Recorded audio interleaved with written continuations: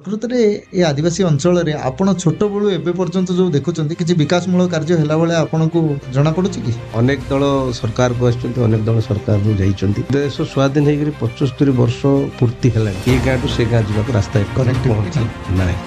Network ମଧ୍ୟ ପହଞ୍ଚିନି ଆଜି ପର୍ଯ୍ୟନ୍ତ। ସ୍କୁଲ କି ଅଙ୍ଗନବାଡି ମଧ୍ୟ ହେଇପାରି।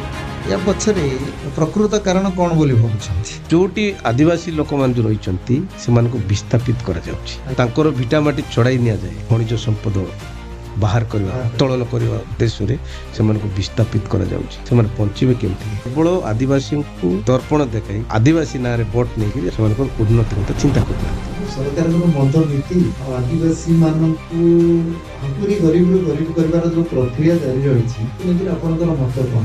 ମଦ ଭାଟି ଯାକ ପ୍ରତ୍ୟେକ ଜାଗାରେ ମଦ ଭାଟି କଲେ। ପାନ ବାଡ଼ି, ପାନ ଦୋକାନ, ଯୋଉ ହୋଟେଲ, ଗ୍ୟାରେଜ ସବୁ ଜାଗା ଘରେ ଘରେ ଅତ୍ୟାଚାର କରୁଛନ୍ତି। ସେ ଲୋକ ତେଜିବେ କି ବଡ଼ ବଡ଼ିଆ ମାନେ ସବୁ ଖେଳୁଛନ୍ତି ରାଜସ୍ୱ ଆଦାୟ ପାଇଁ। ଯୋଉ ଗାଁ ଗାଁକୁ ଯୋଉ ସହରକୁ ଯୋଉ ମଦ ବାଟି ଖୋଲିଛନ୍ତି, ଯାହାଦ୍ୱାରା କି ଲୋକମାନେ ବିଭିନ୍ନ ପ୍ରକାର ରୋଗରେ ମଧ୍ୟ ମରିଯାଉଛନ୍ତି।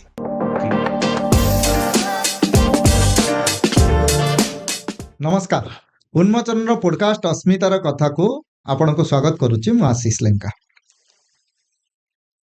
ଇତିହାସ ସେଇମାନଙ୍କର କଥା କୁହେ ଯେଉଁମାନେ ଶୂନ୍ୟରୁ ନିଜର ଯାତ୍ରାକୁ ଆରମ୍ଭ କରିଥାନ୍ତି, କିନ୍ତୁ ଯିଏ ଶୀର୍ଷରୁ ଆରମ୍ଭ ହୋଇଥାନ୍ତି ଇତିହାସ ସେମାନଙ୍କୁ ମନେ ରଖେନି। ଏକ ଉପାନ୍ତ ଅଞ୍ଚଳ, ଓଡ଼ିଶାର ସବୁଠାରୁ ଅନୁନ୍ନତ ଅଞ୍ଚଳ କହିଲେ ମଧ୍ୟ ଅତ୍ୟୁକ୍ତି ହେବ ନାହିଁ। ସେଇଭଳି ଏକ ଦୁର୍ଗମ ଅଞ୍ଚଳରୁ ଆସି ଏ ମାର୍ବଲର ଚଟ୍ଟାଣ ଏବଂ ରାଜଧାନୀର ଚାକଚକ୍ୟରେ ନିଜର ଦୁର୍ଗମ ଅଞ୍ଚଳର କଥା କହିବା, ନିଜର ଦୁର୍ଗମ ଆଦିବାସୀ ମାନଙ୍କର ସ୍ୱରକୁ ଶାଣିତ କରିବା ଏବଂ ତାଙ୍କର ବିକାଶରେ ଭାଗିଦାରୀ ହେବା ପାଇଁ ସର୍ବଦା ସଂଘର୍ଷରତ ଏବଂ ବାଲ୍ୟ ଜୀବନରୁ ସେମାନଙ୍କ ସମସ୍ୟା ସହିତ ଜଡ଼ିତ ହୋଇ ରହିଥିବା ଚିତ୍ରକୋଣ୍ଡାର ବିଧାୟକ ଶ୍ରୀ ମଙ୍ଗୁଖିଲା ଆଜି ଆମ ସହିତ ଉପସ୍ଥିତ ଅଛନ୍ତି। ସେ ଆଜି କହିବେ ସେଇ ଦୁର୍ଗମ ଅଞ୍ଚଳର କଥା, ତାଙ୍କ ପିଲାଦିନର କଥା, ନକ୍ସଲବାଦର କଥା ଏବଂ ବିକାଶର କଥା। ଆସନ୍ତୁ ସ୍ୱାଗତ କରିବା ଆଜିର ଏଇ ଅଧ୍ୟାୟକୁ। ନମସ୍କାର। ନମସ୍କାର। କେମିତି ଅଛନ୍ତି? ବହୁତ ଭଲ ଅଛି। ପୁରା ରକ୍ ଲାଗୁଛନ୍ତି ଆଜି, ସୁନ୍ଦର ଲାଗୁଛନ୍ତି।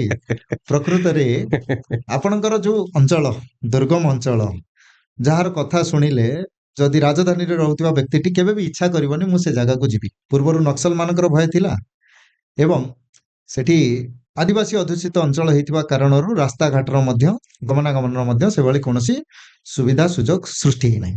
ଆମେ ସ୍ୱାଧୀନତାର 75 ବର୍ଷ ପାଳନ କରୁଛେ, ଆଉ ଆଦିବାସୀ ମାନଙ୍କୁ ନେଇକିରି ଭୋଟ ମଧ୍ୟ ମାଗୁଛେ। ଆପଣ ଯେଉଁ ଦଳରେ ଅଛନ୍ତି ସେ ଦଳ ବି ଦୀର୍ଘ ବର୍ଷ ଧରି ଶାସନ କଲା, ଏବେ ମଧ୍ୟ ଗୋଟେ ଦଳ ଶାସନ କରୁଛି, ଆଉ ସମସ୍ତଙ୍କର ନଜର ରହିଛି ଆଦିବାସୀ ଭୋଟ ବ୍ୟାଙ୍କ ଉପରେ। ପ୍ରକୃତରେ ଏ ଆଦିବାସୀ ଅଞ୍ଚଳରେ ଆପଣ ଛୋଟବେଳୁ ଏବେ ପର୍ଯ୍ୟନ୍ତ ଯୋଉ ଦେଖୁଛନ୍ତି କିଛି ବିକାଶମୂଳକ କାର୍ଯ୍ୟ ହେଲା ଭଳିଆ ଆପଣଙ୍କୁ ଜଣାପଡୁଛି କି? ଦେଖନ୍ତୁ, ଅତୀତରେ ଅନେକ ଦଳ ସରକାରକୁ ଆସିଛନ୍ତି, ଅନେକ ଦଳ ସରକାରରୁ ଯାଇଛନ୍ତି। ବର୍ତ୍ତମାନ ଆଗର ଯୋଉ ସ୍ଥିତି, ଆମେ ଯୋଉ ଛୋଟ ଛୋଟ ଥିଲୁ ସେଇ ସମୟରେ ଗୋଟେ ଗାଁଠୁ ଗୋଟେ ଗାଁ ଯିବାକୁ ରାସ୍ତା ନଥିଲା। ବହୁତ ଦେଶ ସ୍ୱାଧୀନ ହେଇକରି 75 ବର୍ଷ ପୂର୍ତ୍ତି ହେଲାଣି। ବର୍ତ୍ତମାନ ଯୋଉ ସରକାର ମାନେ ଥିଲେ ବା ଯୋଉ ଦଳର ସରକାର ମାନେ ଥିଲେ, ସେତେବେଳେ ପ୍ରଥମେ ତ ଆମର କଂଗ୍ରେସ ସରକାର ଥିଲା। ସେଇ ସମୟରେ ଅନେକ ରାସ୍ତାଘାଟ ମଧ୍ୟ ହେଇଛି, ସ୍କୁଲ ହେଇଛି, ରାସ୍ତାଘାଟ ହେଇଛି, ଅନେକ ହେଇଛି। କିନ୍ତୁ ବର୍ତ୍ତମାନ ସୁଦ୍ଧା ବି ଆଜିକା ଡେଟ୍ରେ ଆମ ଚିତ୍ରକୋଣ୍ଡା ନିର୍ବାଚନ ମଣ୍ଡଳୀ ଗୋଟେ ଉପାନ୍ତ ପାହାଡ଼ିଆ ନିର୍ବାଚନ ମଣ୍ଡଳୀଟା, ପ୍ରାୟ ମୋର 4ଟା ବ୍ଲକ ଯାଉଛି। 4ଟା ଯାକ ବ୍ଲକ, କିଛି ପଞ୍ଚାୟତ ଗୁଡାକ ପାହାଡ଼ ଇଏରେ ଅଛି। ଆଉ ବର୍ତ୍ତମାନ ସୁଦ୍ଧା ବି ଯାହା ମୁଁ ଯେତିକି ଏରିଆ ଗସ୍ତ କରୁଛି, ଯେତିକି ଏରିଆ ଦେଖୁଛି, ବର୍ତ୍ତମାନ ସୁଦ୍ଧା ବି କିଛିଟା ଗାଁ ଏ ଗାଁରୁ ସେ ଗାଁ ଯିବାକୁ ରାସ୍ତା ପହଞ୍ଚି ନାହିଁ। ଅନେକ ଗାଁ ଅଛି ସେ ଜାଗାରେ ନେଟୱାର୍କ ମଧ୍ୟ ପହଞ୍ଚି ନାହିଁ। ବହୁତ ଅସୁବିଧା ହଉଛି ନେଟୱାର୍କ। ଆଉ କିଛି ଗାଁ ଅଛି ସେ ଗାଁରେ ଆଜି ପର୍ଯ୍ୟନ୍ତ ସ୍କୁଲ କି ଅଙ୍ଗନବାଡି ମଧ୍ୟ ହେଇପାରି ନାହିଁ। ମୁଁ ଯେତେବେଳେ ସରପଞ୍ଚ ଥିଲି, ସରପଞ୍ଚ ଥିବା ପିରିୟଡରୁ ଯେତେବେଳେ ଜିଲ୍ଲା ବୈଠକ, ଜିଲ୍ଲା ପରିଷଦ ବୈଠକ ହବ ବା ଜିଲ୍ଲା ବୈଠକ ହବ ବା ବ୍ଲକ ପଞ୍ଚାୟତ ସମିତି ବୈଠକ ହବ, ସେ ବୈଠକରେ ବାରମ୍ବାର ଉପସ୍ଥାପନ କରିଛି ଯୋଉ ସ୍ୱାଭିମାନ ଅଞ୍ଚଳ ଯୋଉଟା କହୁଛନ୍ତି ବା ଦୁର୍ଗମ ଅଞ୍ଚଳର କଥା ମୁଁ ବାର ଉପସ୍ଥାପନ କରିଛି। ଏବଂ ଜିଲ୍ଲା ପରିଷଦରେ ଥିଲାବେଳେ ମଧ୍ୟ ଜିଲ୍ଲା ପରିଷଦ ବୈଠକ ଯୋଉ ହବ ସେ ବୈଠକରେ ମୋତେ ବାର ବାର ଉପସ୍ଥାପନ କରୁଛି। ଅନେକ ଜିଲ୍ଲାପାଳ ଆସିଲେଣି, ଅନେକ ଜିଲ୍ଲାପାଳ ଗଲେଣି, ଅନେକ ପଦାଧିକାରୀ ମାନେ ଯୋଉ ଆସୁଛନ୍ତି, ନିର୍ବାଚିତ ପ୍ରତିନିଧି ବି ଆସୁଛନ୍ତି। ନିର୍ବାଚିତ ପ୍ରତିନିଧି ବି ଆସୁଛନ୍ତି। ସେ ଯୋଉ ରହିଯାଇଛି କିଛି ଅଞ୍ଚଳ ବା କିଛି ଗାଁ ଗୁଡାକ ଆଜି ପର୍ଯ୍ୟନ୍ତ ଡେଭଲପ ହେଇପାରୁନାହିଁ। ଏ କଥାକୁ ଯେତେବେଳେ ମୁଁ 2024ରେ ନିର୍ବାଚିତ ହେଇକରି ଯୋଉ ବିଧାୟକ ଭାବରେ ମତେ ଚିତ୍ରକୋଣ୍ଡା ନିର୍ବାଚନ ମଣ୍ଡଳୀ ଯୋଉ ବିଧାୟକ ଆସିଲି, ଆସିଲା ପରେ ମଧ୍ୟ ମୁଁ ବିଧାନସଭାରେ ମଧ୍ୟ ଆମ ଚିତ୍ରକୋଣ୍ଡା ନିର୍ବାଚନ ମଣ୍ଡଳୀର କଥା, 4ଟି ବ୍ଲକର କଥା, ଯୋଉ ଦୁର୍ଗମ ଅଞ୍ଚଳ ଯୋଉମାନେ ରହିଛନ୍ତି ଆଦିବାସୀ, ସେଠି ବିଭିନ୍ନ ପ୍ରକାର ଆଦିବାସୀ ରୁହନ୍ତି, ଆଦିମ ଜନଜାତି, ବଣ୍ଡା, ଡିଡାଇ, କନ୍ଦ, ପର୍ଜା, ଗାଧୁଆ, କୟା, ଭୂମିଆ, ମାଟିଆ, ଏଇସବୁ ବିଭିନ୍ନ ପ୍ରକାର ଆମର ସେ ଅଞ୍ଚଳରେ ଯୋଉ ରହିଛନ୍ତି, ସେମାନଙ୍କର ଚିତ୍ର ଆଜି ପର୍ଯ୍ୟନ୍ତ ବଦଳିଲା ନାହିଁ। ଅନେକ ସରକାର ଆସୁଛନ୍ତି, ଅନେକ ସରକାର ଯାଉଛନ୍ତି, କିନ୍ତୁ ସେମାନଙ୍କର ଚିତ୍ର ବଦଳିଲା ନାହିଁ। ଆଦିମ ଜନଜାତି ଯୋଉ ବଣ୍ଡା ଜନଜାତି ଯୋଉ ରହିଛନ୍ତି ବା ଡିଡାଇ ବୋଲି ଗୋଟେ ଜନଜାତି ରହିଛନ୍ତି, ସେଟା ଆମର ଖଇରପୁଟ ବ୍ଲକର ବଣ୍ଡାଘାଟି ବୋଲି ଯୋଉଠି ଆଜ୍ଞା, ଅଛି, ବଣ୍ଡାଘାଟି ଅଞ୍ଚଳ। ମୁଦଲିପଡା ବୋଲି ଅଛି, ସେ ଅଞ୍ଚଳରେ ଆମର ବଣ୍ଡା ଲୋକମାନେ ରହିଛନ୍ତି। ସେମାନେ ଆଦିମ କାଳରୁ ଆଦି ପୂର୍ବରୁ ସେମାନେ ରହିକରି ଅଛନ୍ତି।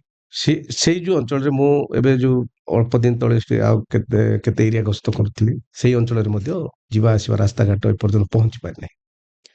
କିନ୍ତୁ ବାର ବାର ପ୍ରଶାସନକୁ ଆମେ ଜଣାଇଲା ସତ୍ତ୍ୱେ ମଧ୍ୟ ଏଇ ଯୋଉ ଅନୁନ୍ନତ ହେଇକି ଯୋଉ ରହିଛି ତାକୁ ସରକାର କେବେ ଫୁଲଫିଲ୍ କରିବେ? ମୁଁ ତ ଅନେକ ଥର ବିଧାନସଭାରେ ମଧ୍ୟ କଥା ଉଠେଇଛି, ଜିଲ୍ଲା ପରିଷଦ ବୈଠକରେ ମଧ୍ୟ କଥା ଉଠେଇଛି, ବାର ବାର ଲିଖିତ ଭାବରେ ଦେଇଛି, କିନ୍ତୁ ପ୍ରଶାସନର ନିଦ ଆଜି ପର୍ଯ୍ୟନ୍ତ ଭାଙ୍ଗି ନାହିଁ। ଆପଣ ଗୋଟେ ଦୁର୍ଗମ ଅଞ୍ଚଳ, ଯୋଉଟା ଓଡ଼ିଶାର ସବୁଠାରୁ ଦୁର୍ଗମ ଅଞ୍ଚଳ କହିଲେ ମଧ୍ୟ ଅତ୍ୟୁକ୍ତି ହେବ ନାହିଁ। ଯଦି ବିକାଶର ସୂର୍ଯ୍ୟ ସର୍ବଶେଷରେ ତାଙ୍କର କିରଣ ପ୍ରଦାନ କରିଥିବେ ଆପଣଙ୍କ ଅଞ୍ଚଳକୁ ପ୍ରଦାନ କରିଥିବେ। ଆପଣ ଛୋଟବେଳେ ମଧ୍ୟ ଭୁବନେଶ୍ୱର ଆସିଥିବେ, ଆଉ ଏବେ ମଧ୍ୟ ଭୁବନେଶ୍ୱରରେ ବିଧାୟକ ହେବା କାରଣରୁ ଭୁବନେଶ୍ୱରକୁ ଦେଖୁଛନ୍ତି। ଆଉ ଛୋଟବେଳେ ଆପଣ ମାଲକାନଗିରିର ଦୁର୍ଗମ ଅଞ୍ଚଳ ଯୋଉ ଚିତ୍ରକୋଣ୍ଡା ଅଞ୍ଚଳ ଜୀବନ ବିତେଇଛନ୍ତି, ଏବେ ମଧ୍ୟ ତାର ପ୍ରତିନିଧିତ୍ୱ କରୁଛନ୍ତି। ଭୁବନେଶ୍ୱର କିମ୍ବା ଆପଣଙ୍କର ପାଖାପାଖି ଥିବା ଯୋଉ ସହରାଞ୍ଚଳ ଯେଉଁ ଭାବରେ ବିକାଶ ହେଇଛି, କୋଉଠି ନା କୋଉଠି ଆପଣଙ୍କ ଅଞ୍ଚଳରେ ଟିକେ ଅଣଦେଖା ହେଲା ଭଳିଆ ଲାଗୁନି ଆପଣଙ୍କୁ? ସମ୍ପୂର୍ଣ୍ଣ ଭାବରେ ଅଣଦେଖା ହଉଛି। ଯେତେବେଳେ ମୁଁ ଭୁବନେଶ୍ୱର ଆସିଲି, ଦେଖିଲି ଏଡେ ଚାକ ଚକିଆ ପୁରା ବଡ ବଡ ବିଲ୍ଡିଂ, କାଚ ଘର, ଚିକଣ ଚାକଣ ମାର୍ବଲ ତଳେ। ସରକାରର ଅର୍ଥ ଯେତିକି ଏଇ ଅଞ୍ଚଳରେ ଯୋଉ ଖର୍ଚ୍ଚ ହଉଛି, ତାର କାଣି ଛାୟା ମଧ୍ୟ ଆମର ସେ ଅଞ୍ଚଳରେ ଖର୍ଚ୍ଚ ହଉନାହିଁ। ଅଳ୍ପ ଖର୍ଚ୍ଚ, ଅଳ୍ପ କିନ୍ତୁ ବିକାଶ ପାଇଁ ଅଳ୍ପ ଯାଉଛି। କେବିକକୁ ତ ସବୁବେଳେ ପ୍ରାଧାନ୍ୟ ଦିଆଯାଏ। କେବିକର ଡେଭଲପମେଣ୍ଟ ପାଇଁ ଏକ ବଡ ଅଂଶଧନ ସେଟାକୁ ପଠାଯାଇଥାଏ। ପ୍ରକୃତରେ କଣ ବାଟମାରଣା ହଉଛି ନା ସେଠି ଏମାନଙ୍କର ରାଜନୈତିକ ଅଭିସନ୍ଧିକୁ ଏମାନେ ପୂରଣ କରିବା ପାଇଁ ତାକୁ ସବୁବେଳେ ଅନୁନ୍ନତ କରି ରଖିବାର ଏକ ପ୍ରୟାସ ଜାରି ରଖିଛନ୍ତି? ନିଶ୍ଚିତ ଭାବରେ ବାଟମରଣା ହଉଛି, ନିଶ୍ଚିତ ଭାବରେ। ଦେଖନ୍ତୁ, ମୁଁ ଏବେ ଯୋଉଟା କହୁଥିଲି ଆଦିମ ଜନଜାତି ଯୋଉ ବଣ୍ଡା ଜନଜାତି ଯୋଉ ରହିଛନ୍ତି, ସେଠି ବିଡିଏ ବୋଲି ଗୋଟେ ସଂସ୍ଥା ରହିଛି, ଆଜ୍ଞା, ସରକାରୀ ସଂସ୍ଥା, ବଣ୍ଡା ଡେଭଲପମେଣ୍ଟ ଏଜେନ୍ସି। ଆଜ୍ଞା, ଏଇଟା 1974 ମୋର ମନେ ନାହିଁ, 74 ପାଖାପାଖି ଗୋଟେ 74ରେ ଆରମ୍ଭ ହେଲା। ପ୍ରତ୍ୟେକ ବର୍ଷ ବିଡିଏ ବଣ୍ଡା ଡେଭଲପମେଣ୍ଟ ଏଜେନ୍ସିରେ ପ୍ରତିବର୍ଷ ସେମାନଙ୍କର ଜୀବନଶୈଳୀ ବଦଳାଇବା ପାଇଁ, ସେମାନଙ୍କୁ ମୁଖ୍ୟ ସ୍ରୋତକୁ ଆଣିବା ପାଇଁ, ସେମାନଙ୍କୁ ଉନ୍ନତି କରିବା ପାଇଁ, ସେମାନଙ୍କୁ ବିକାଶ କରିବା ପାଇଁ ଲକ୍ଷ ଲକ୍ଷ ଟଙ୍କା ଆସେ। କିନ୍ତୁ ଅତି ଦୁଃଖର ବିଷୟ, ମୁଁ ଗୋଟେ ଆଦିବାସୀ ପିଲା ହିସାବରେ କହୁଛି, ଗୋଟେ ଦୁଃଖର ବିଷୟ, ଆଜିକୁ ଏତେ ଦିନ ଧରି ସେ ଯୋଉ ଏଜେନ୍ସି ଚାଲିଛି ବା ସେଇ ସଂସ୍ଥା ଯୋଉ ଏଜେନ୍ସି ଚାଲିଛି ସେମାନଙ୍କର ଉନ୍ନତିର ବିକାଶ କରିବା ପାଇଁ, କିନ୍ତୁ ଏବେ ବି ଆପଣ ଯଦି ବଣ୍ଡାଘାଟି ଅଞ୍ଚଳ ଯିବେ, ସେଠି ଲୋକଙ୍କୁ ପିଇବା ପାଣି ଖଣ୍ଡେ ମିଳୁନାହିଁ। ସେଠି ଗୋଟେ ଗାଁକୁ ଯିବାକୁ ରାସ୍ତା ଖଣ୍ଡେ ନାହିଁ। କିନ୍ତୁ କେତେଟା ଗାଁ ଅଛି, ପ୍ରତ୍ୟେକ ଗାଁ ତ ନାହିଁ, କେତେଟା ଗାଁ ଅଛି। ଆଚ୍ଛା, ଏତେ ଟଙ୍କା ଯୋଉ ଆସୁଛି ବୋଲି କରି ଆପଣ ମାନେ ଯୋଉ କହୁଛନ୍ତି ବିକାଶ ପାଇଁ ଆସୁଛନ୍ତି, ପ୍ରକୃତରେ ଯଦି ଲୋକଙ୍କର ଉଦ୍ଦେଶ୍ୟରେ ଲାଗିଥାନ୍ତା, ତାହେଲେ ଆଜିକୁ ଏତେ ଦିନ ସେ ଏଜେନ୍ସି ହେଇକରି ପୁରା ଭୁବନେଶ୍ୱର ଭଳିଆ, ଆମ ଭଣ୍ଡାଘାଟି ଅଞ୍ଚଳ ମଧ୍ୟ ଭୁବନେଶ୍ୱର ଭଳିଆ ହେଇଯାଇଥାନ୍ତା, ଚାକ ଚକ ହେଇକି। ନିଶ୍ଚିତ ଭାବରେ ଆମେ ଏଇଠି ଇଏ କରୁଛୁ ଯେ ସେଇ ଟଙ୍କା ଯୋଉ ଆସୁଛି ଉନ୍ନତି ପାଇଁ ଆସୁଛି, ସେଇ ଟଙ୍କା କୋଉଠି ନା କୋଉଠି ବାଟମାରଣା ହଉଛି। ଆପଣଙ୍କର ଅଞ୍ଚଳ ପ୍ରାକୃତିକ ସମ୍ପଦରେ ପରିପୂର୍ଣ୍ଣ, ପୁରା ଘନ ଜଙ୍ଗଲ ଘେରି ରହିଛି, ଆଉ ଭଲ ଅକ୍ସିଜେନ ମଧ୍ୟ ଆପଣଙ୍କୁ ମିଳୁଥିବ, ଯୋଉଟାକି ଭୁବନେଶ୍ୱରରେ ଆପଣଙ୍କୁ ପ୍ରାପ୍ତ ହେଉନଥିବ। ଏତେ ସବୁ ସମ୍ବଳ ଅଛି ଆପଣଙ୍କ ଅଞ୍ଚଳରେ ମଧ୍ୟ। ଅନେକ ଡେଭଲପମେଣ୍ଟାଲ କାମ କରୁଛନ୍ତି ସରକାର, ଯେମିତିକି ଅନେକ ପାୱାର ପ୍ଲାଣ୍ଟ ବସଉଛନ୍ତି, ବକ୍ସାଇଟର ଉତ୍ତୋଳନ ହଉଛି, ମାଇନିଂ ବି ହଉଛି, ବିଶେଷ କରି ଆଦିବାସୀ ଅଧିଷ୍ଠିତ ଅଞ୍ଚଳରେ। କାରଣ ଆଦିବାସୀ ମାନେ ଜଙ୍ଗଲ ଜମିର ସୁରକ୍ଷା କରିବା ସେମାନଙ୍କର ଦାୟିତ୍ୱ ହୋଇ ରହିଥାଏ। ଏତେ ସବୁ ପରେ ବି ଆମର ସହରୀ ଲୋକମାନେ ସେଠି ଯାଇକି ପ୍ଲାଣ୍ଟ ପ୍ରତିଷ୍ଠା କରିବା, କମ୍ପାନୀ ପ୍ରତିଷ୍ଠା କରିବା ଏବଂ ନିଜର ଡେଭଲପମେଣ୍ଟ କରିବା, ନିଜ ଅଞ୍ଚଳର ଡେଭଲପମେଣ୍ଟ କରିବା, ଆଉ ସେ ଅଞ୍ଚଳକୁ ସବୁଠାରୁ ନିଜରେ ରଖିବା, ଏହା ପଛରେ ପ୍ରକୃତ କାରଣ କଣ ବୋଲି ଭାବୁଛନ୍ତି? ଦେଖନ୍ତୁ, ଆଦିବାସୀ ମାନେ ହେଲେ ଗୋଟେ ପ୍ରକୃତି ପୂଜକ। ଆଜ୍ଞା ସେମାନେ ଆଦିମ କାଳରୁ ଜମି ଜଙ୍ଗଲ ଜମିକୁ ଏମାନେ ସୁରକ୍ଷା ଦେଇକି ଆସୁଛନ୍ତି ଏବଂ ବଞ୍ଚାଇକି ଆସୁଛନ୍ତି। ଆଉ ଏମାନଙ୍କର ଜୀବନ ମାଟି ପାଣି ଗଛ ସହିତ ପୁରା ଜଡ଼ିତ ହେଇକିରି ଅଛି। ଏମାନେ ସେ ଜଙ୍ଗଲକୁ ସୁରକ୍ଷିତ କରି ରଖିଛନ୍ତି। ବଡ଼ ବଡ଼ ଇଣ୍ଡଷ୍ଟ୍ରି ଯୋଉ ହଉଛି, ଆଉ ଯୋଉଠି ଆଦିବାସୀ ଲୋକମାନେ ଯୋଉ ରହିଛନ୍ତି ବଣ ପାହାଡ଼, ସେଇ ଅଞ୍ଚଳରେ ବିଭିନ୍ନ ପ୍ରକାର ବକ୍ସାଇଟ୍ ଯୋଉ ଗଚ୍ଛିତ ହେଇକି ଅଛି। ଗଚ୍ଛିତ ହେଇକି ଅନେକ ସମ୍ପଦ ଅନେକ ଖଣିଜ ସମ୍ପଦ ଯୋଉ ଗଚ୍ଛିତ ହେଇକି ରହିଛି। ସେଇ ଜାଗାରେ ଯୋଉ ଅଧିବାସୀ ମାନେ ଯୋଉ ବସବାସ କରୁଛନ୍ତି, ସେଇ ଜଙ୍ଗଲରେ ସେମାନେ ନିଜର ଜୀବିକା ନିର୍ବାହ କରିବା ପାଇଁ ଚାଷ ବାସ କରି ବଞ୍ଚୁଛନ୍ତି। ଆଉ ଅନେକ ଜାଗାରେ ଆପଣ ଦେଖିଥିବେ ସେମାନଙ୍କୁ ବିସ୍ଥାପିତ କରାଯାଉଛି। ଆଜ୍ଞା ଯୋଉ ଖଣିଜ ସମ୍ପଦ ବାହାର କରିବା, ବାହାର କରିବା। ଉତ୍ତୋଳନ କରିବା ଉଦ୍ଦେଶ୍ୟରେ ସେମାନଙ୍କୁ ବିସ୍ଥାପିତ କରାଯାଉଛି। ଜବରଦସ୍ତ ସେମାନଙ୍କୁ ସେଠୁ ତୋଡ଼ି ଦିଆଯାଉଛି। ପରବର୍ତ୍ତୀ ମୁହୂର୍ତ୍ତରେ ସେମାନଙ୍କୁ ତୋଡ଼ିଦେଲା ପରେ ସେମାନଙ୍କର ରକ୍ଷଣାବେକ୍ଷଣ, ସେମାନେ କେମିତି ଥଇଥାନର ବ୍ୟବସ୍ଥା କରାଯାଉନାହିଁ। ଏଇଠି ଅନେକ କ୍ଷେତ୍ରରେ ଏ ପ୍ରକାର ଘଟିଛି, ଏ ପ୍ରକାର ହଉଛି। ବର୍ତ୍ତମାନ ଏବେ ଚାଲିଛି ଯୋଉ ସିଜିମାଳିରେ ମଧ୍ୟ ମୁଁ ଯାଇଥିଲି। ସେଠି ଡଙ୍ଗରିଆ ଯୋଉ କନ୍ଧମାନେ ଯୋଉ ଅଛନ୍ତି, ଆମର ମାନ୍ୟବର MP, ଆମର ବିଧାୟକ ମାନେ ସବୁ ଯାଇଥିଲେ, ମୁଁ ମଧ୍ୟ ଯାଇଥିଲି। ଆମର ଦଳ ତରଫରୁ ଆମେ ଯାଇଥିଲୁ। ସିଜିମାଳି ଅଞ୍ଚଳରେ ଯଦି ସେଠି ଖଣି ଯଦି ବସିବ, ମାନେ ଅନେକ ଗାଁ ସେଠି ବିସ୍ଥାପିତ ହେଇଯିବେ। ଆଚ୍ଛା, ଯଦି ବି ସେମାନେ ବିସ୍ଥାପିତ ହେବେ, ସେମାନଙ୍କୁ ଥଇଥାନ କରିବା କାହାର ଦାୟିତ୍ୱ? ଆଚ୍ଛା, ଯଦି ସେମାନଙ୍କୁ ତାଙ୍କର ଭିଟାମାଟି ଛଡ଼ାଇ ନିଆଯାଏ, ସେମାନେ ବଞ୍ଚିବେ କେମିତି? ସେ ତାଙ୍କର ସେ କୋଉଠି ରହିବେ, କେମିତି ରହିବେ, ବଞ୍ଚିବେ କେମିତି? ଆଜିକି ଦୀର୍ଘ ଦିନ ସେମାନେ ଆଦିମ କାଳରୁ ସେଇ ଜାଗାରେ ନିଜର ପେଟ ଜୀବିକା ପାଇଁ ଚାଷବାସ କରି, ଜମି ବାଡ଼ି ଚାଷବାସ କରି ଏ ଜଙ୍ଗଲକୁ ସୁରକ୍ଷା କରି ରଖିଛନ୍ତି। ଆଚ୍ଛା, ସେମାନଙ୍କୁ ଯଦି ସେଠୁ ତୋଡ଼ି ଦିଆଯାଏ, ଏବେ ଭୟଙ୍କର ଗୋଟେ ସଂଘର୍ଷ ଚାଲିଛି ବର୍ତ୍ତମାନ ଯୋଉ ସିଜିମାଳି ଉପରେ। କିନ୍ତୁ ସିଜିମାଳି ଭଳି ଆମର ଅବିଭକ୍ତ କୋରାପୁଟ ଜିଲ୍ଲାରେ ଅନେକ ଜାଗାରେ ଏଇଭଳିଆ ଚାଲିଛି। ମାନେ ରାୟଗଡ଼ା କଥା କୁହନ୍ତୁ, ଆମର ପଟାଙ୍ଗୀ ଦେଓମାଳି କଥା କୁହନ୍ତୁ, ଅନେକ ଜାଗାରେ ଯୋଉ ଚାଲିଛି। ଏଇ ଯୋଉ ଖଣି ଯୋଉ ବସିଲା ପରେ ଲୋକମାନଙ୍କୁ ସେଠୁ ବିସ୍ଥାପିତ କରାଯାଉଛି। ଅନେକ ଜାଗାରେ ହେଇଛି। ଆଉ ପରବର୍ତ୍ତୀ ମୁହୂର୍ତ୍ତରେ ସେମାନଙ୍କୁ କୌଣସି ସରକାର ବା ବେସରକାରୀ କୌଣସି ଲୋକ ସେମାନଙ୍କୁ ଆଉ ଦେଖନ୍ତି ନାହିଁ, ଯାହାଦ୍ୱାରା କି ସେମାନେ ବହୁତ ଅସୁବିଧା ହଉଛନ୍ତି।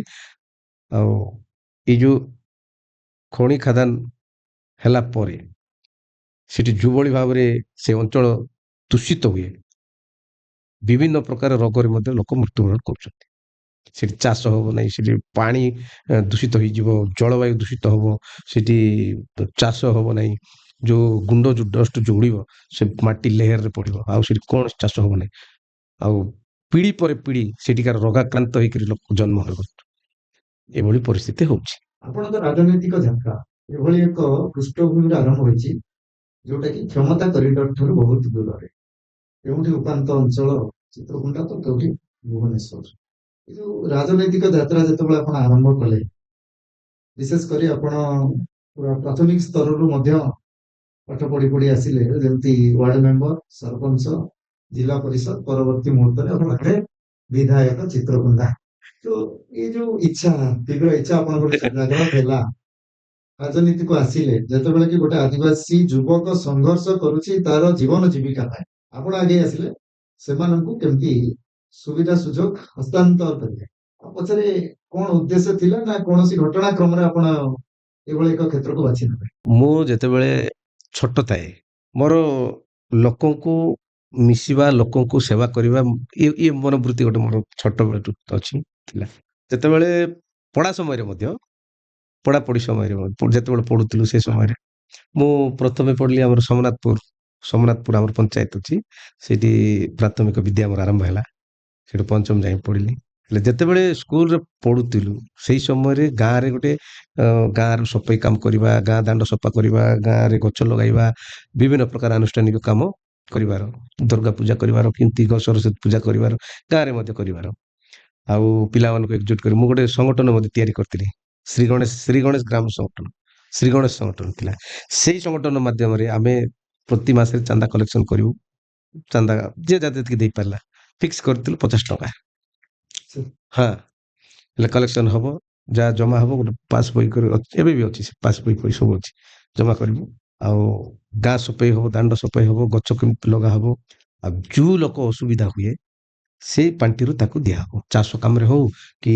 गोटे मेडिकल खर्च हो कि कार गोटे दशा करिवार अछि कि गोटे विवाह करिवार अछि कि एकुसिया करबो एकुसिया बोल जानिछन तो हाँ एकुसिया आमर से आडे एकुसिया करबो हेले ए जो कार्य रे से पैसा आमे ताकू देबो पुणी से रिटर्न देबो आ कमिटी के देबो ना आज देई देल तो सब सरी जबो देई दे नेला परे तार कार्यक्रम कला परे पुणी से भलो माने आउतरे पैसा पत्र रेडी करी केते दिन भीतर फेराइबो एई जो मोर आम टीम मिनी बैंक सिस्टम करथिला ए जो लोकंकर सेवा करबा मनोवृत्ति मोर पिला बेलटू थिला आ जेतेबेले भी मोर पढ़ा सरीला गाँ रे आसिला परे पुणी मोर से सेवा करिवार मनोवृत्ति जारी रहिला माने किए असुविधा हो गला कि मेडिकल जीवा कि कौन थाना बाट कोर्ट कचेरी जा लोकंकर समस्या रही से लोकंक पाखरे मु निश्चित भाव से सेवा करी आउरी गोटे कथा जो मु से समय रे आमे निस्वार्थपर भाव रे काम करिवार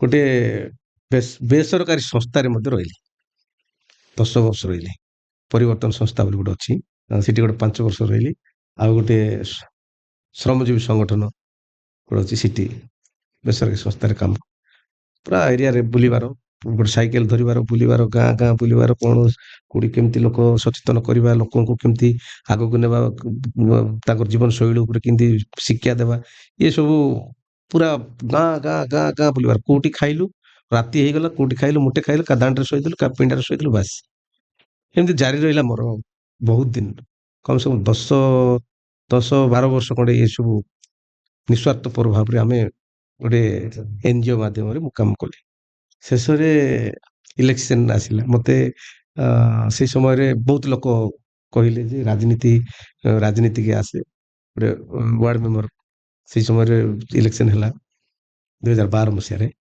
से समय मत कहले नहीं तू वार्ड मेंबर ही जा मु कहली नहीं मु राजनीति करबी नहीं मु एमती तो लोक सेवा करछ राजनीति करिया कोन करे तापर लोक कहले नहीं एबे तमे सेवा करछ निस्वार्थ पर भाव रे बुलुछ सेवा करछ किंतु जदि वार्ड मेंबर टी जदि हबो ताले तुम डायरेक्ट सरकार सहित कनेक्ट हो पार सरकार रो कथा गाँ रे जणाइबो गाँ रो कथा सरकार को जणाइबो ताले निश्चित भाव भलो आ उन्नति हो पार तापर मु भी चिंता कली सत कथा एबे हम बेसरकारी भाव रे अछु बुलुछु सेवा करछु लोकंकर कथा डायरेक्ट जदि हमें वार्ड मेंबर को सरपंच हेबु डायरेक्ट सरकार सहित कनेक्ट होकर जगह जगह रही हम काम कर से सब उद्देश्य नहीं मुझे वार्ड मेंबर मते तैयारी कले वार्ड मेंबर कला परे वार्ड मेंबर रो कार्य ना टंका फंका किछि नै सेते हाँ बाछि तो देवाटा जन बाछि देले तापरे वार्ड मेंबर रहला परे वार्ड मेंबर रो काम कोन तार कर्तव्य कोन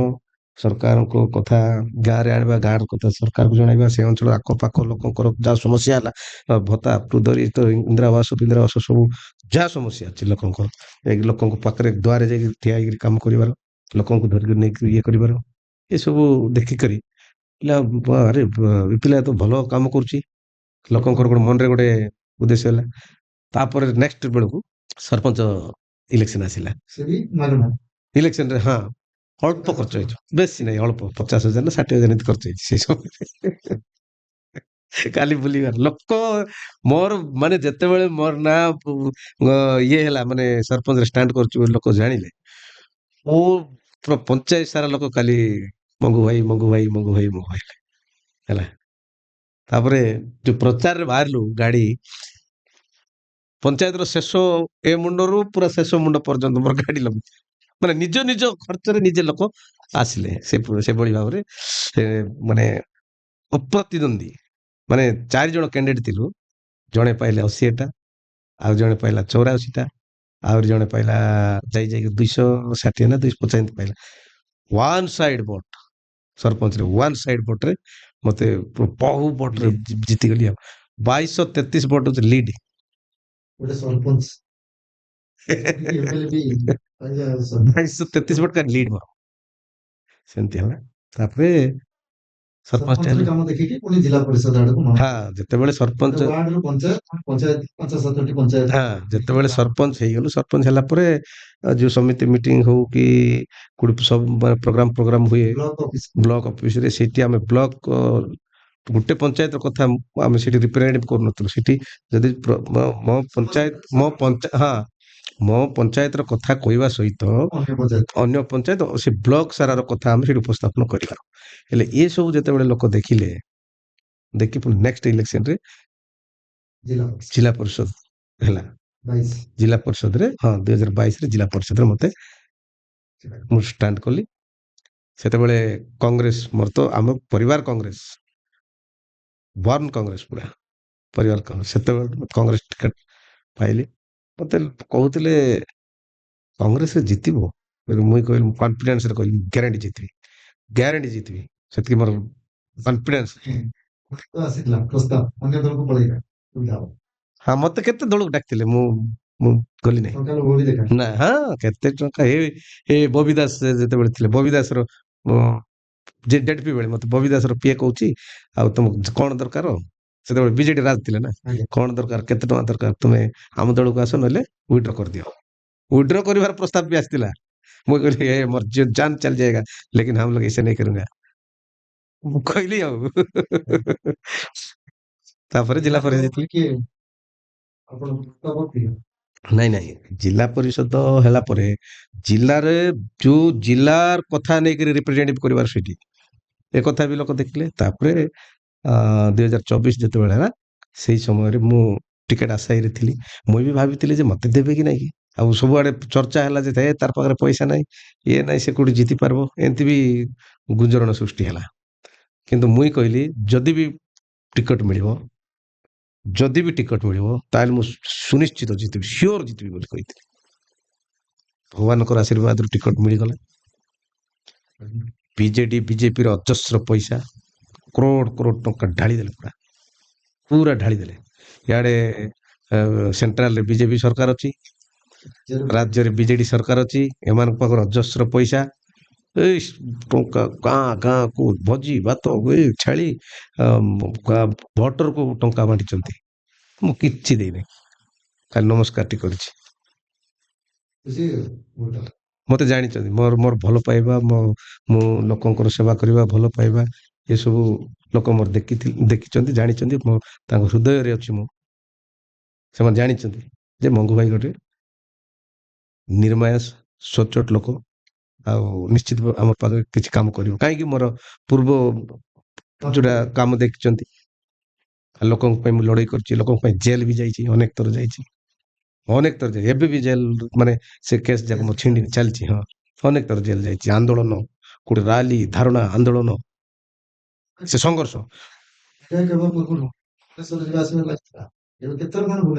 ମୁଁ ଆସିଥିଲି ଯେ ସେତେବେଳେ ନାଇଁ, ମୁଁ ଥରେ ଯେତେବେଳେ ଆମର ଉପବାଚସ୍ପତି ଥିଲେ ପ୍ରହ୍ଲାଦ ଦ୍ୱାରା, ସେତେବେଳେ ମୁଁ ଏମଏଲଏ କେମିତି ଭୁବନେଶ୍ୱର କେନ୍ଦ୍ର ମୁଁ ଜାଣିନଥିଲି। ସେଇ ସମୟରେ ଭୁବନେଶ୍ୱର କେନ୍ଦ୍ର ଜାଣିନଥିଲି।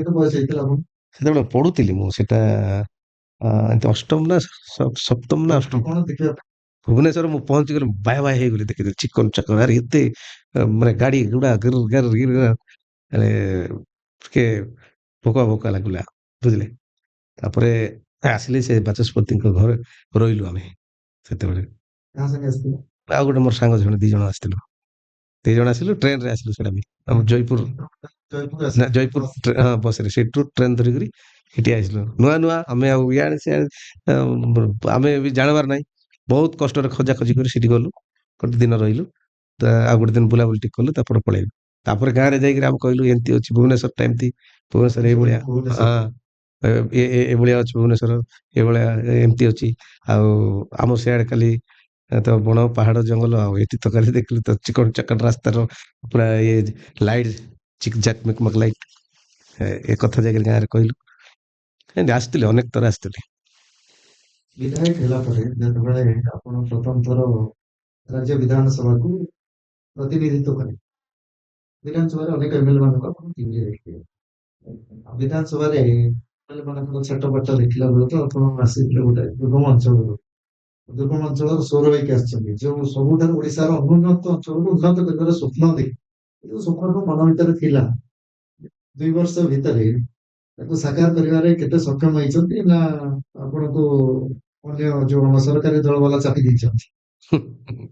ଏବେ ଯୋଉ ରାଜନୈତିକ ଦଳ ଯୋଉ ରହିଛନ୍ତି, ସେମାନେ ତାଙ୍କ ଦଳ କେମିତି ଉନ୍ନତି ହବ, ତାଙ୍କ ଦଳୀୟ ଏମଏଲଏ ମାନେ କେମିତି ଅଧିକ ଫଣ୍ଡ ପାଇବେ, ଅଧିକ ଅର୍ଥ ପାଇବେ, ଏସବୁ ଚିନ୍ତାରେ ଅଛନ୍ତି। କାହିଁକି ମୁଁ କହୁଛି, ମୋ ନିର୍ବାଚନ ମଣ୍ଡଳୀ ଯୋଉଠିକି ଦୁର୍ଗମ ପଣ୍ଡାଘାଟି ଅଞ୍ଚଳରେ ଯୋଉ ଟୁରିଜିମ ମିନିଷ୍ଟର ଯିଏକି ଆମର ପ୍ରଭାତୀ ପରିଡ଼ା ମ୍ୟାଡମ, ଆଜ୍ଞା, ତାଙ୍କୁ ନିଜେ ସେଇ ଜାଗାରେ ସେ ନିଜେ ଗଲେ, ନିଜେ ସେଠି ମିଟିଂ ହେଲା, ଗୋଟେ ତାଙ୍କ ପ୍ରୋଗ୍ରାମ ହେଲା। ଆଉ ସେଠି ମୁଁ ଅନୁରୋଧ କରିଥିଲି ଯେ ଆମ ଏ ଭଣ୍ଡାଘାଟି ଅଞ୍ଚଳ ଏ ପ୍ରକାର ଅନୁନ୍ନତ ଅଛି, ଏଭଳିଆ ଅଛି, ଆଉ ଏଠି ନା ପିଇବା ପାଣିର ସୁବିଧା ଅଛି, ନା ରାସ୍ତାଘାଟର ସୁବିଧା ଅଛି, ନା ଶିକ୍ଷାର ସୁବିଧା ଅଛି, ନା ନେଟୱାର୍କର ସୁବିଧା ଅଛି, କୌଣସି ସୁବିଧା ନାହିଁ। ଏ କଥା ମୁଇଁ ଲିଖିତ ଭାବରେ ମୋ ଲେଟର ପ୍ୟାଡରେ ମଧ୍ୟ ଦେଇଥିଲି। ଆହୁରି ସେଠି ଆଉ ଗୋଟେ କ'ଣ କିମ୍ବଦନ୍ତୀ ଅଛି, ଯୋଉ ସୀତା ଯେତେବେଳେ ରାମ ଲକ୍ଷ୍ମଣ ସୀତା ଯେତେବେଳେ ବନବାସ ଯାଇଥିଲେ, ସେଇ ସମୟରେ ସେ ଭଣ୍ଡାଘାଟିରେ ଗୋଟେ ସୀତା କୁଣ୍ଡ ବୋଲି ଗୋଟେ ଜାଗା ଅଛି, ସେଠି ସେ ସୀତା ମାତା ସେଠି ଗାଧଉଥିଲେ। ସେଇଟା ଗୋଟେ କିମ୍ବଦନ୍ତୀ ଅଛି, ଇତିହାସ। ସେଟାକୁ ଟୁରିଜିମ ବିଭାଗରୁ ତାକୁ ଉନ୍ନତି କରିବା ପାଇଁ ମୁଁ ନିଜେ ଲେଟର ପ୍ୟାଡରେ ମଧ୍ୟ ଲେଖିକରି ଅଭିଯୋଗ, ରାମ ସୀତାଙ୍କ ନାଁରେ ଭୋଟ ଜିତିଛି। ରାମ ଭଗବାନ ରାମକୁ ସେମାନେ ଯୋଉ ଇଏ କରି କେବଳ ତ ଭଗବାନ ନା ନେଇକି ନା ନେଇକରି ସେମାନେ ଭୋଟ ପାଉଥିଲେ।